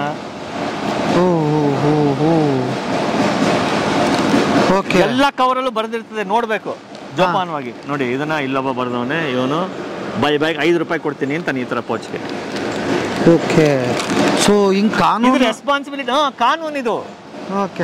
ನನ್ನ ರೆಸ್ಪಾನ್ಸ್. ನಾನು ಈ ಪದಾರ್ಥ ಮಾಡ್ಬಿಟ್ಟು ನಾನು ಬಿಸಾಕಕ್ಕಾಗಲ್ಲ ಸರ್. ಇದು ನಾನು ವಾಪಸ್ ತಗೊಂಬಂದ್ರೆ ನಾನು ರೀಸೈಕಲ್ ಮಾಡೋದು, ನಾನು ಪ್ರಾಫಿಟ್ ಅಲ್ಲಿ ಹಾಕೊಂಡಿರ್ತೀನಿ. ನಾನು ಇದನ್ನ ನಾವ್ ಯಾರು ಕಲೆಕ್ಟ್ ಮಾಡಿ ನಮ್ ಗೌರ್ಮೆಂಟ್ ಕೊಡ್ತಾ ಇಲ್ಲ ಇಂಥವ್ರಿಗೆ. ಇಂಥ ಬ್ರ್ಯಾಂಡ್ ಓನರ್ನ ಹಿಡ್ಕೊಬರ್ಬೇಕಿಲ್ಲ. ಏನು ಗೌರ್ಮೆಂಟ್ ಅಲ್ಲಿ ಮಾರಿದ್ರೆ ಅವನು ಏನಾದ್ರು ಒಂದು ಪದಾರ್ಥ ಮಾರಿದ್ರೆ, ಅಪ್ಪ ನೀ ಮಾರ್ತಾ ಇದೆಯಾ, ಇದು ಕರ್ಕೊಂಬಂದು ಎಕನಾಮಿ ಬತ್ತೈತೆ, ಇದನ್ನ ಯಾವನು ಸುಧಾರ್ಸೋನ್ ಯಾವನ್ ಇದನ್ನ? ನಾನು ಎಲ್ಲಾ ಮನೇನು ಸುಧಾರಿಸ್ತೀನಿ ಅಂತ ಅಂದ್ಮೇಲೆ ನಿನ್ ಕರ್ತವ್ಯ ಏನು? ಇದು ಮಾರಿದ್ಮೇಲೆ ಅವ್ನ ಪ್ರಾಫಿಟ್ ಅಲ್ಲಿ ಇವ್ನು ₹5 ಮಾಡಿದ್ದಾನೆ. ಇದಕ್ಕೆ ನನ್ನ ಹತ್ರ ತಗೋ, ನನಗೆ ಕೊಡಿ ಸರ್, ಇದನ್ನ ರೀಸೈಕಲ್ ಮಾಡೋನ್ನ ತೋರಿಸಿ ನನಗೆ, ನಾನು ಅವನು ಕೊಡ್ತೀನಿ ದುಡ್ಡು. ನನ್ನ ಪದಾರ್ಥ ಈ ತರ ಎಂಡ್ ಆಫ್ ಲೈಫ್ ಅಂತೀವಿ ಇದಕ್ಕೆ ಮತ್ತೆ ರೀಸೈಕಲ್ ಮಾಡೋಕ್ಕಾಗಲ್ಲ. ಈ ತರ ಪದಾರ್ಥ ನಾನು ಮಾಡಬೇಕು. ಮಾಡೋಂಗೆ ಇದು ಗೌರ್ಮೆಂಟ್ಗೆ ಹಂಗೆ ದುಡ್ಡಿದೆ, ತಲೆ ಕೆಡಿಸ್ಕೊಳ್ಳಂಗೆ ಇಲ್ಲ. ಅವ್ರು ಯಾವ ಫಂಡು ತರಬೇಕಾಗಿಲ್ಲ. ಕಂಪನಿ ಅವನಿಂದ ವಸೂಲ್ ಮಾಡೋ ಇಂಥದ್ದನ್ನು ಹುಟ್ಟಾಕ್ರಿ. ನಿಮ್ಗೆ ಆಗಿಲ್ವಾ, ಯಾರೋ ನಿಮ್ಮಂತವ್ರನ್ನ ಕರೆದು ಜವಾಬ್ದಾರಿ ಕೊಡಿ. ಕರೆಕ್ಟ್, ಅಷ್ಟೇ. ಅವ್ರ ಕೈಲಿ ಮಾಡಕ್ಕಾಗಲ್ಲ. ಅವ್ರ ಕೈಲಿ ಯಾವುದೇ ಕಾರಣಕ್ಕೂ ಮಾಡಕ್ಕಾಗಲ್ಲ. ಯಾಕಂದ್ರೆ ಏನಕ್ಕೆ ಮಾಡಕ್ಕಾಗಲ್ಲ ಅಂದ್ರೆ ಅವ್ರಿಗೆ ತುಂಬಾ ಜನದ ಕೆಲಸ, ಒಂದ್ ಕೆಲಸನ ಈಗ ನೀವೇ ಒಂದ್ ಕೆಲಸ ಮಾಡ್ತಾ ಇರ್ತೀರಾ, ನಿಮ್ಗೆ ಏನೊಂದ್ ಕೆಲಸ ಅಂಟಾಕೋದು. ಮಾಡ್ದವನ್ಗೆ ಮಾಡು ಮಾಡು ಮಾಡು ಇದೊಂದು ಜವಾಬ್ದಾರಿ ನೀನ್ ತಗೊಂಡ್ಬಿಡೋ ಅಂತ ಆಗಲ್ಲ. ಆಗಲ್ಲ ಅದು ಇದು ಪ್ರೈವೇಟೈಸೇಷನ್ ಮಾಡಬೇಕು. ಅಪ್ಪ ಇಂಥ ಪದಾರ್ಥ ಇದೆ, ಈ ತರದ್ ಇಲ್ಲಿ ದುಡ್ಡು ಬರ್ತಾ ಇದೆ, ದುಡ್ಡಿದೆ, ಗೌರ್ಮೆಂಟ್ಗೆ ನೀವು ಈ ತರದ್ ಇಂಡಸ್ಟ್ರಿಗಳು ಮಾಡಿ ದುಡ್ಡು ಕಲೆಕ್ಟ್ ಮಾಡಿ ಅವ್ನು ಯಾರು ಈಗ ಇಂಡಸ್ಟ್ರಿ ಇದನ್ನಲ್ಲ ಈ ತರ ಬಾಯಿಗೆ ಹೇಳ್ದಷ್ಟು ಕಂಪನಿಗಳವೆ ಈ ತರ ಮಾರ್ತಾರ ಕವರ್ಗಳು ಮಾರೋಂಥವ್ರು, ಅವ್ರದ್ದು CSR ಇದೆ. ತಗೋಬಾಪ ನನ್ನ ಜಾಗದಲ್ಲಿ ಎಷ್ಟು ಮಾರ್ತಾ ಇದೆ, ನಮ್ಮ ಕರ್ನಾಟಕದಲ್ಲಿ ಎಷ್ಟು ಕೊಡ್ತಾ ಇದೆಯಾ, ಮೈಸೂರಲ್ಲಿ ಎಷ್ಟು ಮಾರಿದ್ಯಾ, ನಂಜನಗೂಡಲ್ಲಿ ಎಷ್ಟು ಮಾರಿದ್ಯಾ. ಬಹುಶಃ ನನಗೆ ಇನ್ನೂ ಒಂದು ಡೌಟ್ ಬರ್ತಾ ಇದೆ ಸರ್, ಕಂಪನಿಯಿಂದ ದುಡ್ಡು ವಸೂಲಿ ಮಾಡಿನೂ ಅದು ಮಿಸ್ಯೂಸ್ ಆಗ್ತಿರ್ಬೋದಲ್ವಾ? ಇಲ್ಲ ಆಗಕ್ಕೆ ವಸೂಲಿ ಆಗಕ್ಕೆ ಈಗ ಕಾನೂನು ತಂದಿರೋದು. EPR ಕ್ರೆಡಿಟ್ ಅಂತ ಎಕ್ಸ್ಟೆಂಡೆಡ್ ಪ್ರೊಡ್ಯೂಸರ್ಸ್ ರೆಸ್ಪಾನ್ಸಿಬಿಲಿಟಿ ಅಂತ ತಂದಿದ್ದಾರೆ. ಈಗ ಒಂದು 5 ವರ್ಷದ ಹಿಂದೆಯಿಂದ ಬಂದಿರೋದು, ಇನ್ನೂ ಎಲ್ಲೂ ಇಂಪ್ಲಿಮೆಂಟ್ ಆಗಿಲ್ಲ. ಜಾಸ್ತಿ ಇಂಪ್ಲಿಮೆಂಟ್ ಮಾಡಕ್ಕೆ ಅವ್ರು ಏನ್ ಕೇಳ್ತಾರೆ, ಎಂಡ್ ಆಫ್ ಲೈಫ್ ಮಾಡ್ಕೊಡು ಅಂತಾರೆ. ಈಗ ಈ ಕವರ್ನ ನೀವು ಮತ್ತೆ ಪುಡಿ ಮಾಡಿದ್ರೆ ಏನು ಉಪಯೋಗ ಇಲ್ಲ, ಇದಕ್ಕೆ ಈ ತರ ಎಂಡ್ ಆಫ್ ಲೈಫ್ ಅಂತ ತೋರಿಸ್ಬೇಕು. ಇದು ಎಂಡ್ ಆಫ್ ಲೈಫ್ ಇಲ್ಲ, ರೋಡ್ ಹಾಕ್ಬೇಕು, ಟಾರ್ ರೋಡ್ಗೆ ಇದನ್ನ ಪುಡಿ ಮಾಡಿ ಟಾರ್ ರೋಡ್ ಮಾಡ್ತಾರಲ್ಲ. ಈಗ ಹುಬ್ಳಿ ಧಾರವಾಡ ಈಗ ರೀಸೆಂಟ್ ಆಗಿ ಮಾಡಿದ್ರು, ಅಲ್ಲಿ ಪ್ಲಾಸ್ಟಿಕ್ ಹಾಕಿದ್ದಾರೆ. ಈ ಪುಡಿ ಮಾಡಿರೋ ಪ್ಲಾಸ್ಟಿಕ್ 8% ಹಾಕಿದ್ರೆ ರೋಡ್ ಕಿತ್ತೋಗಲ್ಲ ಜಲ್ದಿ. ರೋಡ್ ಮಾಡಿರೋ ರೋಡ್ ಜಲ್ದಿ ಕಿತ್ತೋಗಲ್ಲ. ಈಗ 1 ವರ್ಷ 1.5 ವರ್ಷ ಕಿತ್ತೋಗಿರೋ ರೋಡ್ 5-8 ವರ್ಷ ಬರ್ತದೆ. ಈಗ ನೆಕ್ಸ್ಟ್ ವರ್ಷ ಕೆಲಸ ಇಲ್ವಲ್ಲ ಇವ್ರಿಗೆ, ಇದು ಯಾಕೆ ಹಾಕ್ತಾರೆ ಇವರು? ಸರ್ ಈಗ ಮುಂದುವರೆದಿದ್ದು ಹೇಳೋದಾದ್ರೆ, ಆಯ್ತು ಸರ್, ಈಗ ಆಯ್ತು ಸರ್ಕಾರ ಮಾಡಲಿಲ್ಲ, ಯಾರೂ ಮಾಡಲಿಲ್ಲ, ಇದು ಏನೂ ಆಗಲಿಲ್ಲ. ಈಗ ಒಂದು ಸುಮ್ಮನೆ ನಾವು ನಮ್ಮ ಇದಕ್ಕೆ ಕೇಳ್ಕೊಳ್ಳೋಣ, ಯಾರಾದರೂ ಒಂದು NGOನೋ ಒಂದು ಸಂಸ್ಥೆನೋ ಅಥವಾ ಒಬ್ಬರು ವ್ಯಕ್ತಿನೋ ಇದನ್ನ ಮನಸ್ಸು ಮಾಡಿದ್ರೆ ಏನು ಮಾಡಬಹುದು ಸರ್ ಅವರು? ಸರ್ ಇದು ಸರ್ಕಾರ ಸಪೋರ್ಟ್ ಇಲ್ಲದೆ ಏನು ಮಾಡೋಕ್ಕಾಗಲ್ಲ. ಯಾಕಂದ್ರೆ ಕಸ ಬರೋದೇ ಅವ್ರಿಗೆ. ಈ ಕಸ ನನ್ನ ಮನೆ ಪಕ್ಕದಲ್ಲಿ ತಗೊಂಡೋಗಿ ಹಾಕೊಳಕ್ಕಾಗಲ್ಲ. ಈಗ ನಾನು ಮಾಡ್ತೀನಿ ಅಂತ ಬಂದೆ ಅನ್ಕೊಳ್ಳಿ, ನಾನು ಹೇಳಿದ್ನಲ್ಲ ಎಕ್ಸಾಂಪಲ್, 5 ಎಕರೆ ನನ್ನ ಜಾಗ ಆಯ್ತಾ ನಾನು ಮಾಡ್ತೀನಿ ಅಂದ್ರೆ ನಾನು 10 ಪಕ್ಕ ಜಾಗದೊಂದು ಬಿಡಲ್ಲ ಇದನ್ನ ಮಾಡಕ್ಕೆ. ಯಾಕಂದ್ರೆ ಇದರಲ್ಲಿ ಕಂಟಾಮಿನೇಷನ್ ಇದೆ. ಇದು ಈ ಜಾಗ ಒಂದು 300 ಎಕರೆ, ಒಂದು 35 ಎಕರೆ 40 ಎಕರೆ ಜಾಗ ಮುಂಚೆನೆ ಕಂಟಾಮಿನೇಟ್ ಆಗೋಗಿದೆ. ಇದ್ರೊಳಗಡೆನೆ ಪ್ಲಾಂಟ್ ಹಾಕ್ಬೇಕು, ಮಾಡಿ ಅಲ್ಲೇ ಮಾಡ್ಬೇಕು. ಇದು ಗೌರ್ಮೆಂಟ್ ಜವಾಬ್ದಾರಿ, ಗೌರ್ಮೆಂಟ್ದೇ. ಇದು ನಮ್ಮ ಹತ್ರ ಟ್ಯಾಕ್ಸ್ ತಗೊಂಡ್ಮೇಲೆ ಈ ಜವಾಬ್ದಾರಿ ಗೌರ್ಮೆಂಟ್ಗೆ ದುಡ್ಡು ಬರೋ ರೀತಿನೂ ತೋರಿಸ್ಕೊಡ್ತಾ ಇದೀವಿ. ಗೌರ್ಮೆಂಟ್ಗೆ ನಾನು ಮಾಡಕ್ಕಾಗ್ತಾ ಇಲ್ಲ ಸಾಲ ಆಯ್ತಾ ಇದೀವಿ ಅಂದ್ರೆ ದುಡ್ಡು ಅವನು ಯಾರು ಬ್ರ್ಯಾಂಡ್ ಮಾರ್ತಾವನಲ್ಲ, ಅದು ಅವನ ಜವಾಬ್ದಾರಿ. ಅವನದು ಜವಾಬ್ದಾರಿ 100% ಐತೆ ಇದನ್ನ ಕ್ಲೀನ್ ಮಾಡೋದು. ಆಯ್ತು, ಇಷ್ಟು ರಿಸ್ಕ್ ಇದೆ, ನೀವು ಹೇಗೆ ಬಂಡವಾಳ ಎಷ್ಟು ಹಾಕಿದ್ರಿ, ಹೇಗೆ ಬಂದ್ರಿ? ಇದು ಇದು ಒಂಥರ ಪ್ಯಾಷನ್ಗೆ 5-6 ವರ್ಷ ಆಗೋಯ್ತು. ಈಗ ನಾವು ಬಂದು ಈಚೆ ಕಡೆ ಮಿಡ್ಲ್ ಈಸ್ಟ್ ಅಲ್ಲಿ ಕೆಲಸ ಮಾಡ್ತಾ ಇದ್ವಿ, ಇದ್ರಲ್ಲಿ ಕೆಲಸ ಮಾಡ್ತಾ ಇದ್ದೆ, ಕೆನಡಾದಲ್ಲಿ. ಬರಬೇಕು ಊರಿಗೆ, ಕೆನಡಾಯಿಂದ ಬರಬೇಕು. ಅಲ್ಲ, ಎಂತ ಸುಂದರವಾದ ಕೆಲಸ ಏನ್ ಮಾಡ್ತೀರಾ ಅವೆಲ್ಲ ಬರ್ಸ್ಕೊಂಡು ನಮ್ ಜಾಗಕ್ಕೆ ನಮ್ಮ ಊರಿಗೆ ಬಂದು ಏನೋ ಮಾಡ್ಬೇಕು ಅಂತ ಒಂದ್ 50 ವರ್ಷ ಕೆಲಸ ಮಾಡಿದ್ವಿ. 50 ವರ್ಷ ಆಗಿದೆ ಕೆಲಸ ಮಾಡಿದ್ವಿ, ಒಂದ್ 35 ವರ್ಷ. ಬರೋಣ ನಮ್ಮ ಊರಿಗೆ ಏನಾರು ಕೊಡೋಣ ಅಂತ ಏನ್ ಕನ್ಸ್ ಇಟ್ಕೊಂಡು ಬಂದ್ರಿ ಸರ್? ಆಯ್ತು, ಏನಿಲ್ಲ, ಏನ್ ಕನ್ಸ್ ಇಟ್ಕೊಂಡು ಅಲ್ಲಿ ಹೋಗಿದ್ರಿ, ಏನ್ ಕನ್ಸ್ ಇಟ್ಕೊಂಡು ಅಲ್ಲಿ ಸಂಪಾದನೆ ಮಾಡಕ್ಕೆ ಅಂತ ಹೋಗಿದ್ವಿ. ಏಜ್ ಇತ್ತು, ಸಂಪಾದನೆ ಮಾಡಕ್ಕೆ ಅಂತ ಹೋದ್ವಿ. ಈಗಲೂ ಹೋದ್ರೆ ಕರೆದ್ರೆ ಏನ್ ಬೇಡ ಅಂತ ಹೇಳಲ್ಲ.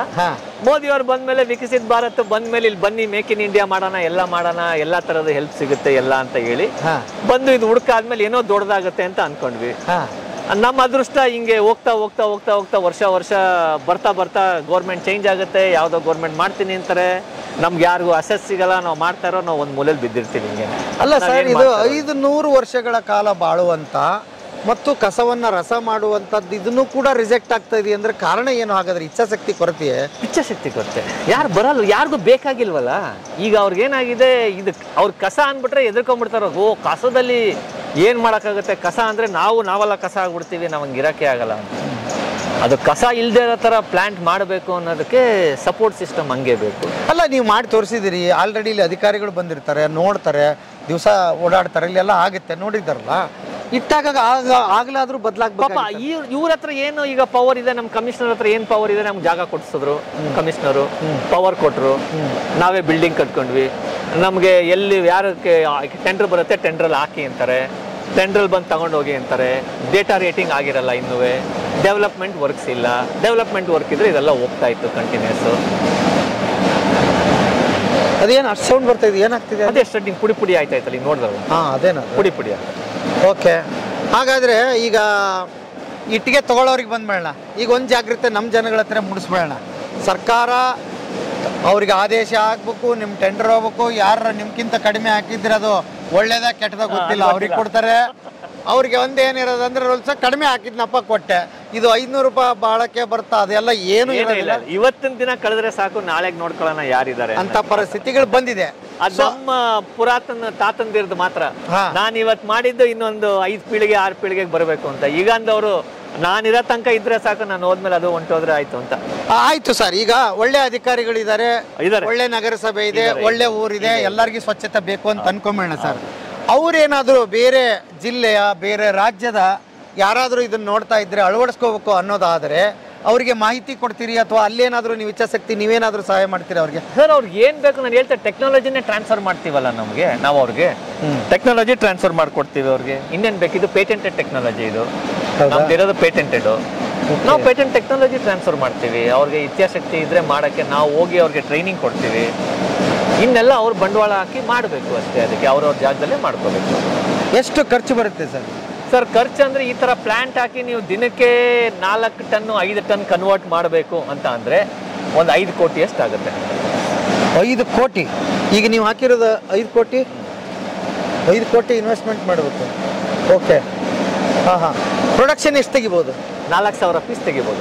4,000 ಪೀಸ್ ಅಂದರೆ 5 ಟನ್. ಇದು ಟನ್ನಲ್ಲಿ ಲೆಕ್ಕ, ನೀವು ಎಷ್ಟು ಟನ್ ಕನ್ವರ್ಟ್ ಮಾಡ್ತೀರಾ ಅನ್ನಂಗೆ ಲೆಕ್ಕ. ಟನ್ ಲೆಕ್ಕದಲ್ಲಿ ಕನ್ವರ್ಟ್ ಮಾಡ್ತೀರಾ ಅನ್ನಂಗೆ. ಈಗ ಹೆಂಗೆ 10 ರೂಪಾಯಿ ನನ್ನ ಪರ್ ಕೆಜಿ ಅಂದ್ರೆ ಇವನು 1 ಟನ್ಗೆ 1,000 ರೂಪಾಯಿ ಕೊಡ್ತಾನೆ. ಅಲ್ಲಿಗೆ ನಾವೇನ್ ಕನ್ವರ್ಟ್ ಮಾಡ್ತೀವಿ ನಿಮ್ಗೆ ಈ ಬ್ರ್ಯಾಂಡ್ ಓನರ್ ಇಂದಾನೆ ನಿಮ್ಗೆ ದುಡ್ಡು ಬಂದ್ಬಿಡುತ್ತೆ.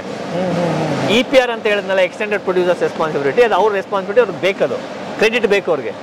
ಆ ಕ್ರೆಡಿಟ್ ಅವರೇ ತಗೋತಾರೆ. ನೀವು ಕನ್ವರ್ಟ್ ಮಾಡಿದ್ರೆ ನೀವು ಮಾರ್ಕೊಂಡ್ರಿ, ಒಂದು ಕ್ರೆಡಿಟ್ ಅವನಿಗೆ ಮಾರಿದ್ರೆ ನಿಮಗೆ ಗೌರ್ಮೆಂಟ್ ದುಡ್ಡು ಬಂತು. ಇದು ನೀವು ಪದಾರ್ಥ ಆಯ್ತಾ ಸರ್, ಇದು ನೀವು 70 ರೂಪಾಯಿ 80 ರೂಪಾಯಿಗೆ ಮಾರ್ಕೊಂಡ್ರಿ, ನಿಮ್ ಟೆಂಡರ್ ಕರೆದಿದ್ರಿ, ನಿಮ್ಗೆ ಹಾಕಕ್ ಕೊಡ್ತೀರಿ, ನೀವು ಅವ್ರಿಗೆ ಕಾಂಟ್ರಾಕ್ಟರ್ ಅಂತೀರಾ, ಅಪ್ಪ ನಾನೇ ಮೆಟೀರಿಯಲ್ ಕೊಡ್ತೀನಿ ಹಾಕು ಅಂತಾರೆ ಅಷ್ಟೇ. ನಿಮ್ದು ಬೇರೆ ಕೆಲಸದ ಏನಿದೆ ದುಡ್ಡು ಕೊಡ್ತೀನಿ ಅಂತ. ಇದು ಪದಾರ್ಥ ಆಗೋಯ್ತು. ಈ 10 ರೂಪಾಯಿ ಕೊಟ್ಟಿದ್ದಾನಲ್ಲ ಒಂದು ಕೆಜಿಗೆ, ಇದು ನಿಮ್ಗೆ 1 ಟನ್ಗೆ 1,000 ರೂಪಾಯಿ ಆಗೋಯ್ತು. ಈ EPR ನೀವು ಇಲ್ಲಿ ಕನ್ವರ್ಟ್ ಮಾಡೋದು ಇಲ್ಲೇ ಇದೆಯಲ್ಲ, ನೀವು ಇಷ್ಟು ರೋಡ್ ಹಾಕಿದ್ದೀನಿ, ನಾನು ಇಷ್ಟನ್ನು ಕನ್ವರ್ಟ್ ಮಾಡಿದ್ದೀನಿ ಅಂತ ಅವ್ನಿಗೆ ಕ್ರೆಡಿಟ್ ನನ್ನ ಹತ್ರ ಇಷ್ಟು ಕಣ್ಣದ ಕ್ರೆಡಿಟ್ ಇದೆಯಪ್ಪ, ಬಂದು ತಗೊಂಡು ಹೋಗು, ನೀನು ಎಷ್ಟು ಏನು ಮಾರಿದ್ಯಾ ನೀನು ಮೈಸೂರು ಸಿಟಿಗೆ, ಕ್ರೆಡಿಟ್ ಅಷ್ಟು ದುಡ್ಡು ಗೌರ್ಮೆಂಟ್ ರನ್ ಮಾಡೋಕ್ಕೆ ದುಡ್ಡೇ ಬೇಡ. ಈ ದುಡ್ಡು ಇಸ್ಕೊಂಡ್ರೆ ಅವ್ರ ಹತ್ರ, ಬ್ರ್ಯಾಂಡ್ ಓನರ್ ಹತ್ರ, ಈ ಕಸದ್ದು ಇದು ಮಾಡ್ತಾ ಇರೋ ಸಿಸ್ಟಮ್ಗೆ 1 ರೂಪಾಯಿನೂ ಗೌರ್ಮೆಂಟಿಂದ ದುಡ್ಡು ಹಾಕೋದೇ ಬೇಡ. ಇದಕ್ಕೆ ಬಡ್ಜೆಟ್ಟೇ ಬೇಡ. ವಿತೌಟ್ ಬಡ್ಜೆಟ್, ಗೌರ್ಮೆಂಟ್ಗೆ ವಿತೌಟ್ ಬಡ್ಜೆಟ್ ಇದು ಮಾಡಿ ಅವ್ರಿಗೆ ಕೆಲಸನೂ ಮಾಡ್ಕೋಬೋದು. ಬಹಳ ಈಸಿ ಇದೆ. ನೀವು 5 ಕೋಟಿ ಹಾಕಿ ಕೂತಿದ್ದೀರಿ, ನಿಮ್ಮನ್ನು ಕೂಡ ಕ್ಯೂ ಅಲ್ಲೇ ನಿಲ್ಸಿದ್ರು, ಸಾಮಾನ್ಯ ಕ್ಯೂ ಅಲ್ಲೇ ಬಂದ್ರಿ ಅಂತ ಹೇಳ್ತಿದ್ದಾರೆ ಅಲ್ವಾ? ಹೌದೌದು. ಹೇಗೆ ಸರ್ ಇದು? ಏನು ಮಾಡಕ್ಕೆ ಸರ್, ಅವ್ರಿಗೆ ಬೇಕಂತ ತಗೋಬೇಕು, ಯಾರೋ ಮಾಡಿದಾರೆ ಅಂತ ಅವ್ರೇನು ತಿಳ್ಕೊಂಡಿರ್ತಾರೆ. ಗೌರ್ಮೆಂಟ್ ಏನು ದುಡ್ಡು ಹಾಕಿಲ್ವಲ್ಲ ಅವ್ರು ಮಾಡಕ್ಕೆ, ನಮ್ದೇನು ಅವ್ರ ಹಣೆ ಬರ, ಅವ್ರು ಏನಾದ್ರೂ ಹಾಳಾಗೋಗ್ಲಿ ಬಿಡು. ಸರ್ ಯಾರೋ ಒಬ್ಬ ಕಾಂಟ್ರಾಕ್ಟರ್ ಬಂದು ಏನೋ ತಗೋಬೇಕಂದ್ರೆ ಅವ್ನು ಏನು ಇನ್ವೆಸ್ಟ್ಮೆಂಟ್ ಮಾಡ್ಬೇಕಾಗಿಲ್ಲ ಸರ್ ಇವತ್ತು ನಿಮ್ಮಂಗೆ ಅಲ್ವಾ? ಹೌದು. ಜಸ್ಟ್ ಒಂದು ಅಷ್ಟೇ. ಅವ್ರಿಗೆ ಆರ್ಡರ್, ಕೈಗೆ ವರ್ಕ್ ಆರ್ಡರ್ ಇರುತ್ತೆ, 6 ತಿಂಗಳಾದ್ಮೇಲೆ ಅವ್ರ ದುಡ್ಡು ವಾಪಸ್ ಬರುತ್ತೆ ಅಂತ ಅವ್ರಿಗೆ ಗೊತ್ತು. ಈ ಪದಾರ್ಥ ತಗೊಂಡಾಗ ಹಾಕ್ತಾರೆ. ನಾವು ಬರೀ 5 ಕೋಟಿಗಿಂತ ನಮ್ದು 5,000 ಈಗ ಇರೋದು ಒಂದು 2,000 ದಿನ 3,000 ದಿನದ್ದು ತಲೆ ನಿದ್ದೆ ಗಿದ್ದೆ ಇಲ್ಲದೆ ಬಡ್ಡಿ ಕಟ್ಕೊಂಡು ಒತ್ತಾಡ್ತಾ ಇದೀವಲ್ಲ, ಅದು ಯಾರಿಗೂ ಮೆಂಟಲ್ ಟೆನ್ಷನ್ ಯಾರಿಗೂ ಇಲ್ವಲ್ಲ. ನಾವೀಗ ಮೆಂಟಲ್ ಟೆನ್ಷನ್ ಹಿಡ್ಕೊಂಡು ನಾವು ಕೂತಿದ್ದೀವಿ, ಅವ್ರಿಗೆ ಯಾವುದೇ ಮೆಂಟಲ್ ಟೆನ್ಷನ್ ಏನಿಲ್ಲ. ಬೇಕಾದಷ್ಟು ಪಾರ್ಕ್ಗಳು ಮಾಡ್ತಾರೆ, ರೋಡ್ ಫುಟ್ಪಾತ್ಗಳು ಮಾಡ್ತಾರೆ, ಬೇಕಾದಷ್ಟು ಸರ್ಕಾರದ ಯೋಜನೆಗಳಿದೆ. ಇದನ್ನ ಸಜೆಸ್ಟ್ ಮಾಡಿದ್ರೆ ಸಾಕು. ನಾನು ನಿಮ್ದೇ ಅಂತ ಹೇಳ್ತಿಲ್ಲ, ಈ ತರ ನಾವ್ ಹೇಳ್ತಾರೆ ಸರ್. ನಾನು ಒಬ್ಬ ಸಮಾಜ ಸೇವಕಾಗಲ್ಲ, ಇದು ಲಕ್ಷ ಜನ ಬರಬೇಕು. ಈ ತರ ಲಕ್ಷ ಜಾಗದಲ್ಲಿ ಪ್ರೊಡಕ್ಷನ್ ಆಗ್ಬೇಕಿದು. ನಾನು ಒಬ್ಬನೇ ಪ್ರೊಡಕ್ಷನ್ ಮಾಡಿ ಎಲ್ಲರಿಗೂ ಕೊಡಕ್ಕಾಗಲ್ಲ. ಇದು ಲಕ್ಷ ಜಾಗದಲ್ಲಿ ಇಂಥ ಯೂನಿಟ್ಗಳು ಬರಬೇಕು, ಸಣ್ಣ ಜಾಗದಲ್ಲಿ ಯೂನಿಟ್ಗಳು ಬರಬೇಕು, ಅವಾಗ ಅಲ್ಲಲ್ಲೇ ಡೆವಲಪ್ ಆಗುತ್ತೆ. ಈ ಬ್ರ್ಯಾಂಡ್ ಓನರ್ ಕಾಸು ಕೊಡೋರಿದ್ದಾರೆ. ಈಗ ಎಕನಾಮಿ ಡೆವಲಪ್ ಮಾಡೋಕ್ಕೆ ಅಂತ ನಮ್ಗೆ ಹೆಂಗೆ ಮಾರ್ತಾರೆ, ಇದು ಚಟ್ಪಟ ಥಿಂಗ್ಸಿಗೆ ಮಾರ್ತಾ ಇದ್ದಾರೆ. ಈ ಮಾರವನೇ ಅವ್ನ ಕವರಲ್ಲಿ ಅವನದು ಕಾಸ್ಟ್ ಹಾಕೊಂಡಿದ್ದಾರೆ. ಕಾಸ್ಟ್ ಹಾಕೊಂಡು ಆ ಕವರ್ ನೀವು ನನಗೆ ವಾಪಸ್ ಕೊಟ್ಟರೆ ನಾನು ನಿಮ್ಗೆ ದುಡ್ಡು ಕೊಡ್ತೀನಿ ಅಂತ ಅವನು. ಈಗ ನಾವು ಇದು ಮಾಡ್ತಾ ಇರೋರು, ಆಯ್ಕೆ ಮಾಡ್ತಾ ಇರೋ, ನಾವು ಮಾಡ್ತಾ ಇಲ್ವಲ್ಲ, ಅವನ್ನ ಕರಿತಾ ಇಲ್ವಲ್ಲ ಬ್ರ್ಯಾಂಡ್ ಓನರ್ನ. ಅಪ್ಪ ನೀನು ಎಷ್ಟು ಮಾರಿದೆ ಈ ತಿಂಗಳು ನನ್ನ ಸಿಟಿಲಿ, ಎಷ್ಟು ಲಕ್ಷ ಪೋಚ್ ಮಾರಿದೆ, ಇಷ್ಟು ಲಕ್ಷ ಮಾರಿದೆ, ಇಷ್ಟು ಲಕ್ಷ ಅವ್ನು ಈ ಸಿಟಿಲಿ ಮಾರಿದ್ಮೇಲೆ ಅದು ಇವತ್ತಲ್ಲ ನಾಳೆ ನಾನು ತಗೊಂಬಂದು ಕಸದ ಗುಂಡಿಗೆ ತಾನೇ ಬರೋದು. ಅವ್ನು ತಗೊಂಡು ಮನೇಲಿ ಅಂತ ಇಟ್ಕೊಳ್ಳಲ್ಲ ಅದನ್ನ. ಅವ್ನು ಇವತ್ತು ಹರಿಯಲ್ಲ, ಈ ತಿಂಗಳು ಹರಿದೋದು ನೆಕ್ಸ್ಟ್ ತಿಂಗಳು ಹರಿದ್ಬಿಟ್ಟು ಬಿಸಾಕಿರ್ತಾನೆ. ಈ ತಿಂಗಳು ಕಟ್ಟಿರೋದು ನಿಮ್ದು ಇಷ್ಟಿದೆ ಅಪ್ಪ, ನಾನು ಕನ್ವರ್ಟ್ ಮಾಡ್ತಾ ಇದ್ದೀನಿ, ದುಡ್ಡು ಕೊಡು. ಗೌರ್ಮೆಂಟ್ ನಡ್ಸಕ್ಕೆ ಏನು, ಇದರಲ್ಲಿ ನಡ್ಸಕ್ಕೆ ಏನೂ ತೊಂದರೆ ಇಲ್ಲ. ಈ ಥರ ಪ್ಲ್ಯಾಂಟ್ ಹಾಕೋಕ್ಕೂ ಆ ಬ್ರ್ಯಾಂಡ್ ಓನರೇ ಪ್ಲ್ಯಾಂಟ್ ಹಾಕ್ತಾರೆ. ಇವರು ಕಾನೂನು ತರಬೇಕಷ್ಟೆ, ಇನ್ನೇನಿಲ್ಲ. ಇದು ನಡ್ಸೋಕ್ಕೆ ವೇಸ್ಟ್ ಮ್ಯಾನೇಜ್ಮೆಂಟ್ಗೆ 100,000 ಕೋಟಿ ಬೇಕು, 10,000 ಕೋಟಿ ಬೇಕು ಅನ್ನೋದೇನಿಲ್ಲ. ಎಲ್ಲ ಇವ್ರ ಹತ್ರನೇ ಇದೆ.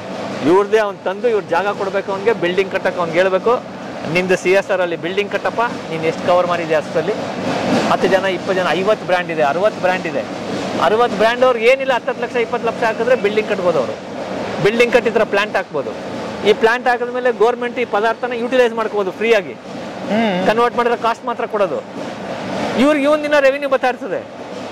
ರೆವಿನ್ಯೂ ಬರ್ತಾ ಇರೋದು ನಮ್ಗೆ ರೆವಿನ್ಯೂ ಕನ್ವರ್ಟ್ ಮಾಡೋ ರೆವಿನ್ಯೂ ಕೊಟ್ಟರೆ ಆಯ್ತು, ಪದಾರ್ಥ ಸಿಕ್ಬಿಡ್ತಲ್ಲ ನಿಮಗೆ. ನೀವು ಯಾಕೆ ನ್ಯಾಚುರಲ್ ರಿಸೋರ್ಸಸ್ ಜಲ್ಲಿ ಹೊಡೆದು ಎತ್ಕೊಬಂದು ರೋಡ್ಗೆಲ್ಲ 100 ಟನ್ ಗಾಡಿ ಓಡಿಸ್ಬೇಕು ರೋಡ್ ಮೇಲೆ? ಗೆಳೆಯರೇ, ಒಂದೇ ಒಂದು ವಿನಂತಿ, ಸರ್ಕಾರದ ಚರ್ಮಗಳ ದಪ್ಪ ಅದನ್ನ ಸರಿ ಮಾಡೋದು ಕಷ್ಟ. ಈಗ ಪೇಟೆಂಟು ಬಂದಿರೋದ್ರಿಂದ ಎಲ್ಲ ಟೆಕ್ನಾಲಜಿ ಕೂಡ ಇವ್ರದೇ, ಹಾಗಾಗಿ ಎಲ್ಲಿ ಸಿಗೋದಿಲ್ಲ, ಇವ್ರ ಹತ್ರ ಮಾತ್ರ ಸಿಗುತ್ತೆ. ಯಾರು ನೀವು ನೋಡಿ, ಕಲ್ಯಾಣ ಮಂಟಪ ಕಟ್ಟೋರಿದ್ದೀರಿ ಅಲ್ವಾ, ಆಮೇಲೆ ನೀವು ಪಾರ್ಕ್ಗಳು ಮಾಡ್ತೀರಿ, ಲೇಔಟ್ಗಳು ಮಾಡ್ತೀರಿ, ದೊಡ್ಡ ದೊಡ್ಡ ಫುಟ್ಪಾತ್ಗಳನ್ನ ಪ್ರೈವೇಟ್ನವ್ರು ನಿರ್ಮಿಸ್ತಾ ಇದ್ದೀರಿ ಇತ್ತಿತ್ತಲಾಗಿ. ದಯವಿಟ್ಟು ಅಂಥವ್ರು ಅವೇರ್ನೆಸ್ ತರೋದಕ್ಕೆ ಇಂಥ ಕಂಪನಿ ಜೊತೆಗೆ ನೀವು ಜೋಡಣೆ ಮಾಡಿದರೆ ಅವೇರ್ನೆಸ್ ತಂದಂಗೂ ಆಗುತ್ತೆ ಅಲ್ವಾ. ಪರಿಸರದಲ್ಲಿ ಏನಾಗುತ್ತೆ ಅಂದ್ರೆ, ಕಾರ್ಬನ್ ಏನೀಗ ಒಬ್ಬ ಬಿಲ್ಡಿಂಗ್ ಕಟ್ತೀನಿ ಅಂತಂದ್ರೆ ಬಿಲ್ಡಿಂಗ್ ಅಲ್ಲಿ ಕಬ್ಬಿಣದಿಂದ ತಗೊಂಡು ಸಿಮೆಂಟ್ ಇಂದ ತಗೊಂಡು ನಾವೇ ಪೊಲ್ಯೂಟರ್ಸ್ ಜಾಸ್ತಿ. ಅದು ಹೇಳದೆ construction industry is the major ಪೊಲ್ಯೂಟರ್. ಆ ಪೊಲ್ಯೂಷನ್ ಅಲ್ಲಿ ಇಲ್ಲಿ ನಾನು ಏನಾಗ್ತದೆ ಅಂದ್ರೆ, ನಾನು ಹಿಂಗ್ ಬಿಡ್ತೀನಲ್ಲ ಕವರ್ ಮೇಲೆ, ಇದರಿಂದ ಕಾರ್ಬನ್ ಡೈಆಕ್ಸೈಡ್ ಎಮಿಟ್ ಆಗ್ತಾ ಇರುತ್ತೆ. ನಾನು ಇದನ್ನ ಏನ್ ಮಾಡಿದೀನಿ, 2 kg ಇದ್ರಲ್ಲಿ ಟ್ಯಾಪ್ ಮಾಡಿದ್ಮೇಲೆ ಏನ್ ಹೇಳ್ತೀವಿ, ನಾನು ಕಾರ್ಬನ್ ಡೈಆಕ್ಸೈಡ್ ಎಮಿಷನ್ ನ ಟ್ಯಾಪ್ ಮಾಡ್ಬಿಟ್ಟಿದ್ದೀನಿ. ಇನ್ ಕಾರ್ಬನ್ ಡೈಆಕ್ಸೈಡ್ ಇದರಿಂದ ಎಮಿಟ್ ಆಗಲ್ಲ, ಹಂಗೆ ಬಿಟ್ಟಿದ್ರೆ ಮಾತ್ರ ಎಮಿಟ್ ಆಗೋದು. ನಾ ಇದ್ರಲ್ಲಿ ಮಾಡಿದ್ದೀನಿ. ಇದು ಮುಂದಕ್ಕೆ ದೊಡ್ಡ ಸಬ್ಜೆಕ್ಟ್ ಹೆಂಗೆ ಅಂದ್ರೆ, ಇಂಟರ್ನ್ಯಾಷನಲ್ ಮಾರ್ಕೆಟ್ ಅಲ್ಲಿ ಕಾರ್ಬನ್ ಕ್ರೆಡಿಟ್ ಅಂತಾರೆ. ಅದಿನ್ನು ಇಂಡಿಯಾದಲ್ಲಿ ಒಬ್ಬರಿಲ್ಲ, ಇಂಡಿಯಾ ಚೈನಾ ಇಬ್ಬರಿಲ್ಲ, ನಾವು ಡೂಪ್ಲಿಕೇಟ್ ಮಾಡ್ತೀವಿ ಅಂತ. ಬೇರೆ ದೇಶದವರೆಲ್ಲ ಕಾರ್ಬನ್ ಕ್ರೆಡಿಟ್ ಅಂತ ಬೇರೆ ಬೇರೆ ದೇಶದವ್ರದ್ದು ಅವ್ರವ್ರವರೇ ದುಡ್ಡು ಅಡ್ಜಸ್ಟ್ ಮಾಡ್ಕೊತಾರೆ. ಅಷ್ಟು ದೇಶದಲ್ಲಿ ನೀನು ಒಳ್ಳೆ ಕೆಲಸ ಮಾಡಿದೀನಿ ಅಂತ ತೋರಿಸ್ತಾರೆ. ಕ್ಲೈಮ್ಯಾಟಿಕ್ ಚೇಂಜ್ಗೆ ಸೆಂಟ್ರಲ್ ಇದು ಬೇರೆ ಕಡೆಯಿಂದ ದುಡ್ಡು ಬರುತ್ತೆ, ಫಂಡ್ಸ್ ಇದು ಮಾಡಕ್ಕೆ. ಇನ್ನು ನಮಗೆ ಮತ್ತೆ ಚೈನಾಗಿಲ್ಲ, ನಾವು ಡೂಪ್ಲಿಕೇಟ್ ಏನೋ ಒಂದು ಮಾಡೋದು, 10 ಪೌಂಡ್ಸೋದು ನಾನು ಮಾಡಿದ್ದೀನಿ ಅಂತ ಅಲ್ಲಿ ಮಾಡೇ ಇರೋದು. ಈಗ ನೋಡಿ, ಇನ್ನೊಂದು ಏನು ಅಂತಂದರೆ, ಬರೀ 100 ವರ್ಷ 90 ವರ್ಷ 80 ವರ್ಷ ಬಾಳಿಕೆ ಬರೋದಕ್ಕೆ ನಾವು ಆಲ್ರೆಡಿ ಇಟ್ಟಿಗೆಗೆ ಹಾಕ್ಬಿಡ್ತಾ ಇದೀವಿ, ಸಿಮೆಂಟ್ ಇಟ್ಟಿಗೆ ಅಂಥದ್ದು ಇಂಥದ್ದೆಲ್ಲ. ಸೊ ನೀವು ಇದು ಹಂಗೆ ರೇಟ್ ಹೇಳ್ಬಿಡಿ, ಫೈನಲ್ ಅವ್ರಿಗೆ ಗೊತ್ತಾಗ್ಬಿಡಿ ಸರ್. ಇದು ಪರ್ ಸ್ಕ್ವೇರ್ ಫೀಟ್ ಅಂತ ಹೇಳ್ತೀವಿ, 85 ರೂಪಾಯಿ ಒಂದು ಸ್ಕ್ವೇರ್ ಫೀಟ್ಗೆ. 3.2 ಟೈಲ್ಸ್ ಬರುತ್ತೆ. ಇದಕ್ಕೆ 3 ಟೈಲ್ಸ್ಗೆ ಅಂತ ಅಂದ್ಕೊಳ್ಳಿರೋ ಅಂದಾಜ 85 ರೂಪಾಯಿ. ಈ ತರದ್ದು 3 ಪೀಸ್ ಬರುತ್ತೆ ಒಂದು ಸ್ಕ್ವೇರ್ ಫೀಟ್. ಈ ತರದ್ದು 3 ಸೇರಿ 385. ಇದು ಒಂದೇ ಸರ್? ಇದು ಒಂದಕ್ಕೆ ಡಿವೈಡೆಡ್ ಬೈ 3 ಅಂತ ಮಾಡಿ ಅಷ್ಟೇ, 28 ರೂಪಾಯಿ. ಇನ್ನ ಕಡಿಮೆ ಆಯ್ತಲ್ಲ. ನಾವೇನು ಇಟ್ಟಿಗೆ ತಗೋತೀವಿ? ಅಲ್ಲ, ಇಟ್ಟಿಗೆ ತಗೊಳ್ಳೋದಂದ್ರೆ ಅವ್ರು ಹೇಳೋದು ಸ್ಕ್ವೇರ್ ಫೀಟ್ ಲೆಕ್ಕನೇ. ಅವ್ರು ಹೇಳೋದು ಸ್ಕ್ವೇರ್ ಫೀಟ್ ಲೆಕ್ಕನೇ, ನಾವ್ ಹೇಳೋದು ಸ್ಕ್ವೇರ್ ಫೀಟ್ ಲೆಕ್ಕ. 85 ರೂಪಾಯಿ 3 ಇಟ್ಟಿಗೆ ಬರುತ್ತೆ. ಇದು ಇಂಟರ್ಲಾಕ್ ಪೇವರ್ ಅಂತಾರೆ, ಇಟ್ಟಿಗೆ ಬೇರೆ, ಇದು ಇಂಟರ್ಲಾಕ್ ನೆಲಕ್ಕೆ ಹಾಕೋದು. ಇದು ನೀವು ಮಾಮೂಲು ರೆಗ್ಯುಲರ್ ಮನೆ ಕಟ್ಟಿ ಇದಕ್ಕೆ ಇಂಟರ್ಲಾಕ್ ಅಂತಾನೆ ಹೇಳೋದು. ಇಂಟರ್ಲಾಕ್ ಅಂತಾನೆ ಅಂತಾರೆ, ಇಂಟರ್ಲಾಕ್ ಅಂತಾನೆ ಹೇಳ್ತಾರೆ. ಫುಟ್ಪಾತ್ ಅಲ್ಲಿ ಜೋಡಿಸಬಹುದು, ನಾವು ಬೇಕಾದಷ್ಟು ನೋಡಿದೀವಿ. ಇದನ್ನ ಇದೇ ತರ ಇಟ್ಟಿಗೆ ಇದನ್ನ ಮಾಡ್ತಾರೆ. ನೀವು ಇದನ್ನ ಇಂಟರ್ಲಾಕ್ ಅಂತಾನೆ ಹೇಳ್ತಾರೆ, ಇಂಟರ್ಲಾಕ್ ಅಂತಾರೆ. ಆಮೇಲೆ ಬಹಳ ಮುಖ್ಯವಾಗಿ ಗಮನಿಸ್ತಾ ಇರ್ಬೇಕಾದ್ರೆ 500 ವರ್ಷ ಬಾಳಿಕೆ ಬರ್ತದೆ ಅಂತ ಅಲ್ವಾ. ಮತ್ತೆ ಇದನ್ನ ರೀಸೈಕಲ್ ಮಾಡಬಹುದು. ಮತ್ತೆ ಇದಕ್ಕೆ 100 ವರ್ಷ ಆದ್ಮೇಲೆ ಮತ್ತೆ ಕಿತ್ಬಿಟ್ಟು ಎತ್ಕೊಂಡ್ ಬಂದು ಬೇರೆ ಯಾವ್ದೆಲ್ಲ ಸಿಮೆಂಟ್ ಎತ್ಕೊಂಡೋಗಿ ಬಿಸಾಕ್ಬಿಡ್ತಾರೆ. ಇದನ್ನ ಬಿಸಾಕಲ್ಲ, ಮತ್ತೆ ರೀಸೈಕಲ್ ಮಾಡಬಹುದು ಎತ್ಕೊಂಡ್. ಸೊ ಇದನ್ನ ಕೊಟ್ರೆ ನೀವು 500 ವರ್ಷ ಗ್ಯಾರಂಟಿ ಕೊಡ್ತೀರಿ. ಅಂದ್ರೆ ಇದು ಮತ್ತೆ ವಾಪಸ್ ರೀಸೈಕಲ್ ಮಾಡಬಹುದು. ಗ್ಯಾರಂಟಿ ಏನಂದ್ರೆ ಇದನ್ನ ತಗೊಂಡು ಮತ್ತೆ ಸಾವೇ ಇಲ್ಲ, ಇದಕ್ಕೆ ಸಾವೇ ಇಲ್ಲ, ಮತ್ತೆ ಪುಡಿ ಮಾಡ್ಬಿಟ್ಟು ಮತ್ತೆ ಇದೇ ತರ ಪೇವರ್ ಮಾಡಿ. ಓಕೆ, ಅದ್ಭುತ. ಇನ್ನು ಬಿಡಿ, ಹಂಗಾರೆ ಗ್ಯಾರಂಟಿ ಇದು ತಲಾಂತರ ಅಂತ ಹೇಳ್ಬೋದು ಅಲ್ವಾ. ಒಂದ್ಸಲ ಆದ್ಮೇಲೆ ಬಿಸಾಕಂತ ಕೆಲಸ ಇಲ್ಲ, ನೀವು ತಿಪ್ಪೆಗುಂಡಿಗೆ ಬಿಸಾಕಂಗಿಲ್ಲ, ಮತ್ತೆ ರೀಸೈಕಲ್ ಮಾಡಿ. ಹಾಗಾಗಿ ಗೆಳೆಯರೇ, ಇದನ್ನ ನೀವು ನೋಡಿ ಇಲ್ಲಿ ಬಂದು ವಿಸಿಟ್ ಮಾಡಿ ಒಂದ್ಸಲ. ಇದ್ರ ಅಡ್ರೆಸ್ ಹೇಳ್ಬಿಡಿ ಸರ್. ಸರ್, ಜಾಗೃತ್ ಅಂತ ಮೈಸೂರಲ್ಲಿದೆ, ಜಾಗೃತ್ ಟೆಕ್ ಪ್ರೈವೇಟ್ ಲಿಮಿಟೆಡ್ ಅಂತ. ಗೂಗಲ್ ಅಲ್ಲಿ ಎಲ್ಲಾ ಕಡೆ ಇದೆ. ಸೋಷಿಯಲ್ ಏರಿಯಾ ಹೇಳ್ಬೇಡ ಅವ್ರಿಗೆ. ಇದು ವಿದ್ಯಾರಣ್ಯಪುರಂ ಕಸ ಹಾಕೋ ಜಾಗನೇ ಸರ್. ವಿದ್ಯಾರಣ್ಯಪುರಂ ಲ್ಯಾಂಡ್ ಫಿಲ್ ಅಲ್ಲಿಗೆ ಹಾಕ್ಬಿಡಿ. ನಾನು ಇದನ್ನ ಹಾಕಿರ್ತೀನಿ ಗೂಗಲ್ ಮ್ಯಾಪ್. ನಿಮ್ ನಂಬರ್ ಹಾಕ್ಬೋದು ಸರ್ ಎನ್ಕ್ವೈರಿಗೆ. ಆಮೇಲೆ ಇವತ್ತಿನ ಸ್ಟಾರ್ಟಪ್ ಅಂತ ಬರ್ತೀರಿ ಹುಡುಗರು, ಅವ್ರು ನೋಡ್ತಾ ಇದ್ರೆ ಯೋಚನೆ ಮಾಡಿ, ಹೊಸ ಸ್ಟಾರ್ಟಪ್ ಇದು ನಿಜಕ್ಕೂ ಎಲ್ಲಿ ಇಲ್ಲ. ಇವತ್ತು ನಿಮಗೆ ಹೂವಿನಂಗೆ ಎತ್ತಿ ಸರಳ ಮಾಡಿಕೊಟ್ಬಿಟ್ಟಿದ್ದಾರೆ, ಪೇಟೆಂಟ್ ತಗೊಂಡು ಕಂಡಿಡೋದಕ್ಕೋಸ್ಕರ ಹಗಲು ರಾತ್ರಿ ಕಷ್ಟಪಟ್ಟು. ಈಗ ಬಂದವ್ರಿಗೆ ಸೀದಾ ಪ್ಲೇಟಲ್ಲಿ ಊಟ ಹಾಕ್ದಂಗೆ ಏನು ಪ್ರಾಬ್ಲಮ್ ಇಲ್ಲ ಯಾವ ತರನು ಅಲ್ವಾ. ಪ್ಲೇಟ್ ಅಲ್ಲಿ ಸರ್ವ್ ಮಾಡ್ದಂಗೆ. ಹಾಗಾಗಿ ನೀವು ದುಡಿಯೋದರ ಜೊತೆಗೆ ಸಮಾಜ ಸೇವೆ ಕೂಡ ಒಳಗೊಂಡಿದೆ. ಪೊಲ್ಯೂಷನ್ ಗೆ ನೀವು ಇಲ್ದಂಗ್ ಮಾಡೋದಕ್ಕೆ ಕಾರಣ ಆಗ್ತದೆ. ಹಾಗಾಗಿ ಒಂದೆಲ್ಲವೂ ಸೇರಿದ್ರೆ ಒಂದು ಉದ್ಯೋಗ ಅಲ್ವಾ. ಆ ಉದ್ಯೋಗದಿಂದ ಇವೆಲ್ಲ ಇದ್ರೇನೆ ವರ್ಕ್ ಆಗೋದು. ಎಂಪ್ಲಾಯ್ಮೆಂಟ್ ಜನರೇಟ್ ಮಾಡಬಹುದು ಅಲ್ವಾ. ಈಗ ಎಷ್ಟು ಜನ ಇಲ್ಲಿ ಕೆಲಸ ಮಾಡ್ತಾ ಇದ್ದಾರೆ ಸರ್? ನಮ್ಮ ಹತ್ರ 10 ಜನ ಕೆಲಸ ಮಾಡ್ತಾರೆ. ಡೈಲಿ 5 ಟನ್ ಪ್ರೊಡಕ್ಷನ್ ಆಗುತ್ತೆ. ಈಗ 2 ಟನ್ ಮಾಡ್ತಾ ಇದೀವಿ. ಈಗ 2 ಟನ್ ಮಾಡ್ತಾ ಇದೀವಿ. ಬಟ್ ಬೇಡಿಕೆ ತುಂಬಾ ಇದೆ, ಕೊಡಕ್ ಆಗ್ತಾ ಇಲ್ಲ ಅಷ್ಟೇ. ಇದೀಗ ಗೌರ್ಮೆಂಟ್ ಜಾಗ ಕೊಡ್ಬೇಕು. ಏನಾಗಿದೆ, ಈ ತರ ಇಂಡಸ್ಟ್ರಿ ಹಾಕೋರ್ಗೆ ಗೌರ್ಮೆಂಟ್ ಜಾಗ ಕೊಡ್ಬೇಕು. ಗೌರ್ಮೆಂಟ್ ಜಾಗ ಕೊಟ್ರೆ ತುಂಬಾ ಜನ ಬರ್ತಾರೆ ಮುಂದಕ್ಕೆ. ಮತ್ತೀಗ ಇವರು ಇದು ಕೇಳ್ತಾ ಇರೋರಿಗೆ ಕೇಳಿದ್ರಿ ಯಾವಾಗ? ಈ ಮೆಟೀರಿಯಲ್ ಅದೇ ನನ್ನ ಹತ್ರ ಹೆಂಗಿರುತ್ತೆ ಸ್ಟಾಕ್, ಈಗ ನಾಳೆ ಹೊಟ್ಟೋಗುತ್ತೆ, ಖಾಲಿ ಆಗ್ಬಿಡುತ್ತೆ. ಈಗ ಒಬ್ಬರಿಗೆ ಹೊಡೆದಿಟ್ಟಿದ್ದೀನಿ, ಹೊಟ್ಟೋಗುತ್ತೆ, ಮತ್ತೆ ಹೊಡಿತಾ ಇರ್ತೀನಿ. ಅವ್ರಿಗೆ ಏನ್ ಬೇಡಿಕೆ ಬರುತ್ತೆ ಅದೇ. ಏನು ಅದಕ್ಕೆ ಗೌರ್ಮೆಂಟ್ ಬರಬೇಕು ಅಂತ ಇದಕ್ಕೆ ನಾನು ಹೆಚ್ಚಾಗಬೇಕು. ಇದು ಲಕ್ಷಾಬ್ದಿ ತರ ಪ್ಲಾಂಟ್ ಬರಬೇಕು. ಏನಕ್ಕೆ ಅಂತಂದ್ರೆ ಸಿಗಂಗ್ ಆಗ್ಬೇಕು ಮಾರ್ಕೆಟ್. ನಾನು ಒಬ್ಬನೇ ಮಾಡಿದ್ರೆ ಇದ್ರಲ್ಲಿ ನಾನು ಯಾರಿಗೂ ಸಪ್ಲೈ ಮಾಡಕ್ಕಾಗಲ್ಲ. ಈ ತರದ್ದು 1 ಲಕ್ಷ ಜನದ ಹತ್ರ ಇರಬೇಕು ಈ ತರ ಪ್ಲಾಂಟ್ ಎಲ್ಲಾ ಕಡೆನೂ. ಅವಾಗ ಏನಾಗುತ್ತೆ ಅವಾಗೆಲ್ಲ ಅಕ್ಕಪಕ್ಕದಲ್ಲಿ ಅವ್ರವ್ರಿಗೆ ಸಿಗ್ತಾ ಇರುತ್ತೆ. ಬಹಳ ಸರಳ. ನಿಮಗೆ ಪ್ಲಾಸ್ಟಿಕ್ ಅಂತೂ ನಗರಸಭೆ ಆಗಲಿ ಫ್ರೀ ಕೊಡ್ತಾರೆ. ಒಂದು ಕಂಪನಿ ಕಡೆಯಿಂದ 10% ನೀವೇನಾದರೂ ಮಾತಾಡಿದ್ದಾದರೆ ಅದನ್ನ ಸರ್ಕಾರ ಮಾಡಿಕೊಡುತ್ತೆ, ಅದು ನಿಮಗೆ ದುಡ್ಡು ಸೇರುತ್ತೆ. ಇಟ್ಟಿಗೆ ಮಾರಿ ದುಡ್ಡು ಸೇರುತ್ತೆ. ಇಷ್ಟು ಸರಳವಾದ ಸೂತ್ರ ಇದೆ. ಬನ್ನಿ, ಪ್ರಕೃತಿಗೆ ಏನಾದರೂ ಕೊಡುಗೆ ನಾವು ಕೊಡ್ಬೇಕಂತಿದ್ರೆ ಏನೂ ಮಾಡಬೇಕಾಗಿಲ್ಲ, ದೊಡ್ಡ ತ್ಯಾಗ ಏನೂ ಮಾಡಬೇಕಾಗಿಲ್ಲ. ಅದ್ರ ಬದಲು ಇದನ್ನು ಬಳಸಿ ಅಷ್ಟೇ ಸಾಕು. ಹೌದು ಅಲ್ವಾ? ಹೌದು. ಓಕೆ. ನಿಮ್ಮ ಗೆಳೆಯರ ಹೆಸರು ಏನಂದ್ರಿ? ದಶರಥ್ ಕೆ ಅಂತ. ದಶರಥ್ ಕೆ ಸರ್, ಹ್ಯಾಟ್ಸಾಪ್ ನಿಮ್ಗೊಂದು. ನೀವು ದೊಡ್ಡದೊಂದು ವಿಷನ್ ಇಟ್ಕೊಂಡು ಇಬ್ಬರು ಸೇರಿ ಒಂದು ದೊಡ್ಡ ಕೆಲಸ ಮಾಡಿದಿರಿ. ನಿಜಕ್ಕೂ ಹ್ಯಾಟ್ಸಾಪ್ ಬದುಕಿನ ಬುತ್ತಿ ಕಡೆಯಿಂದ. ಒಳ್ಳೆ ಕೆಲಸ ಸರ್. ನೆಕ್ಸ್ಟ್ ಮತ್ತೆ ಇನ್ನೊಂದು ವಿಡಿಯೋದಲ್ಲಿ ನಿಮ್ಮನ್ನು ಮೀಟ್ ಮಾಡೋಣ. ಗೆಳೆಯರು ಏನೇನು ಪ್ರಶ್ನೆ ಕೇಳ್ತಾರೆ ಕಮೆಂಟ್ ಬಾಕ್ಸಲ್ಲಿ ಹಾಕಿ. ನಿಮ್ಗೆ ಏನೇನು ಡೌಟ್ ಇತ್ತಂತ ಅದನ್ನು ಮತ್ತೆ ಸಾಹೇಬ್ರ ಹತ್ರ ಕೇಳೋ ಪ್ರಯತ್ನ ಮಾಡ್ತೀನಿ. ಸೊ ಖುಷಿ ಆಯಿತು. Thank you sir. Thank you sir. ನೋಡ್ತಾ ಇರಿ ಬದುಕಿನ ಬುತ್ತಿ. ಮತ್ತೆ ನೆಕ್ಸ್ಟ್ ವಿಡಿಯೋಗೆ ಕಾಯ್ತಾ ಇರಿ, ಬರ್ತೀನಿ. Thank you.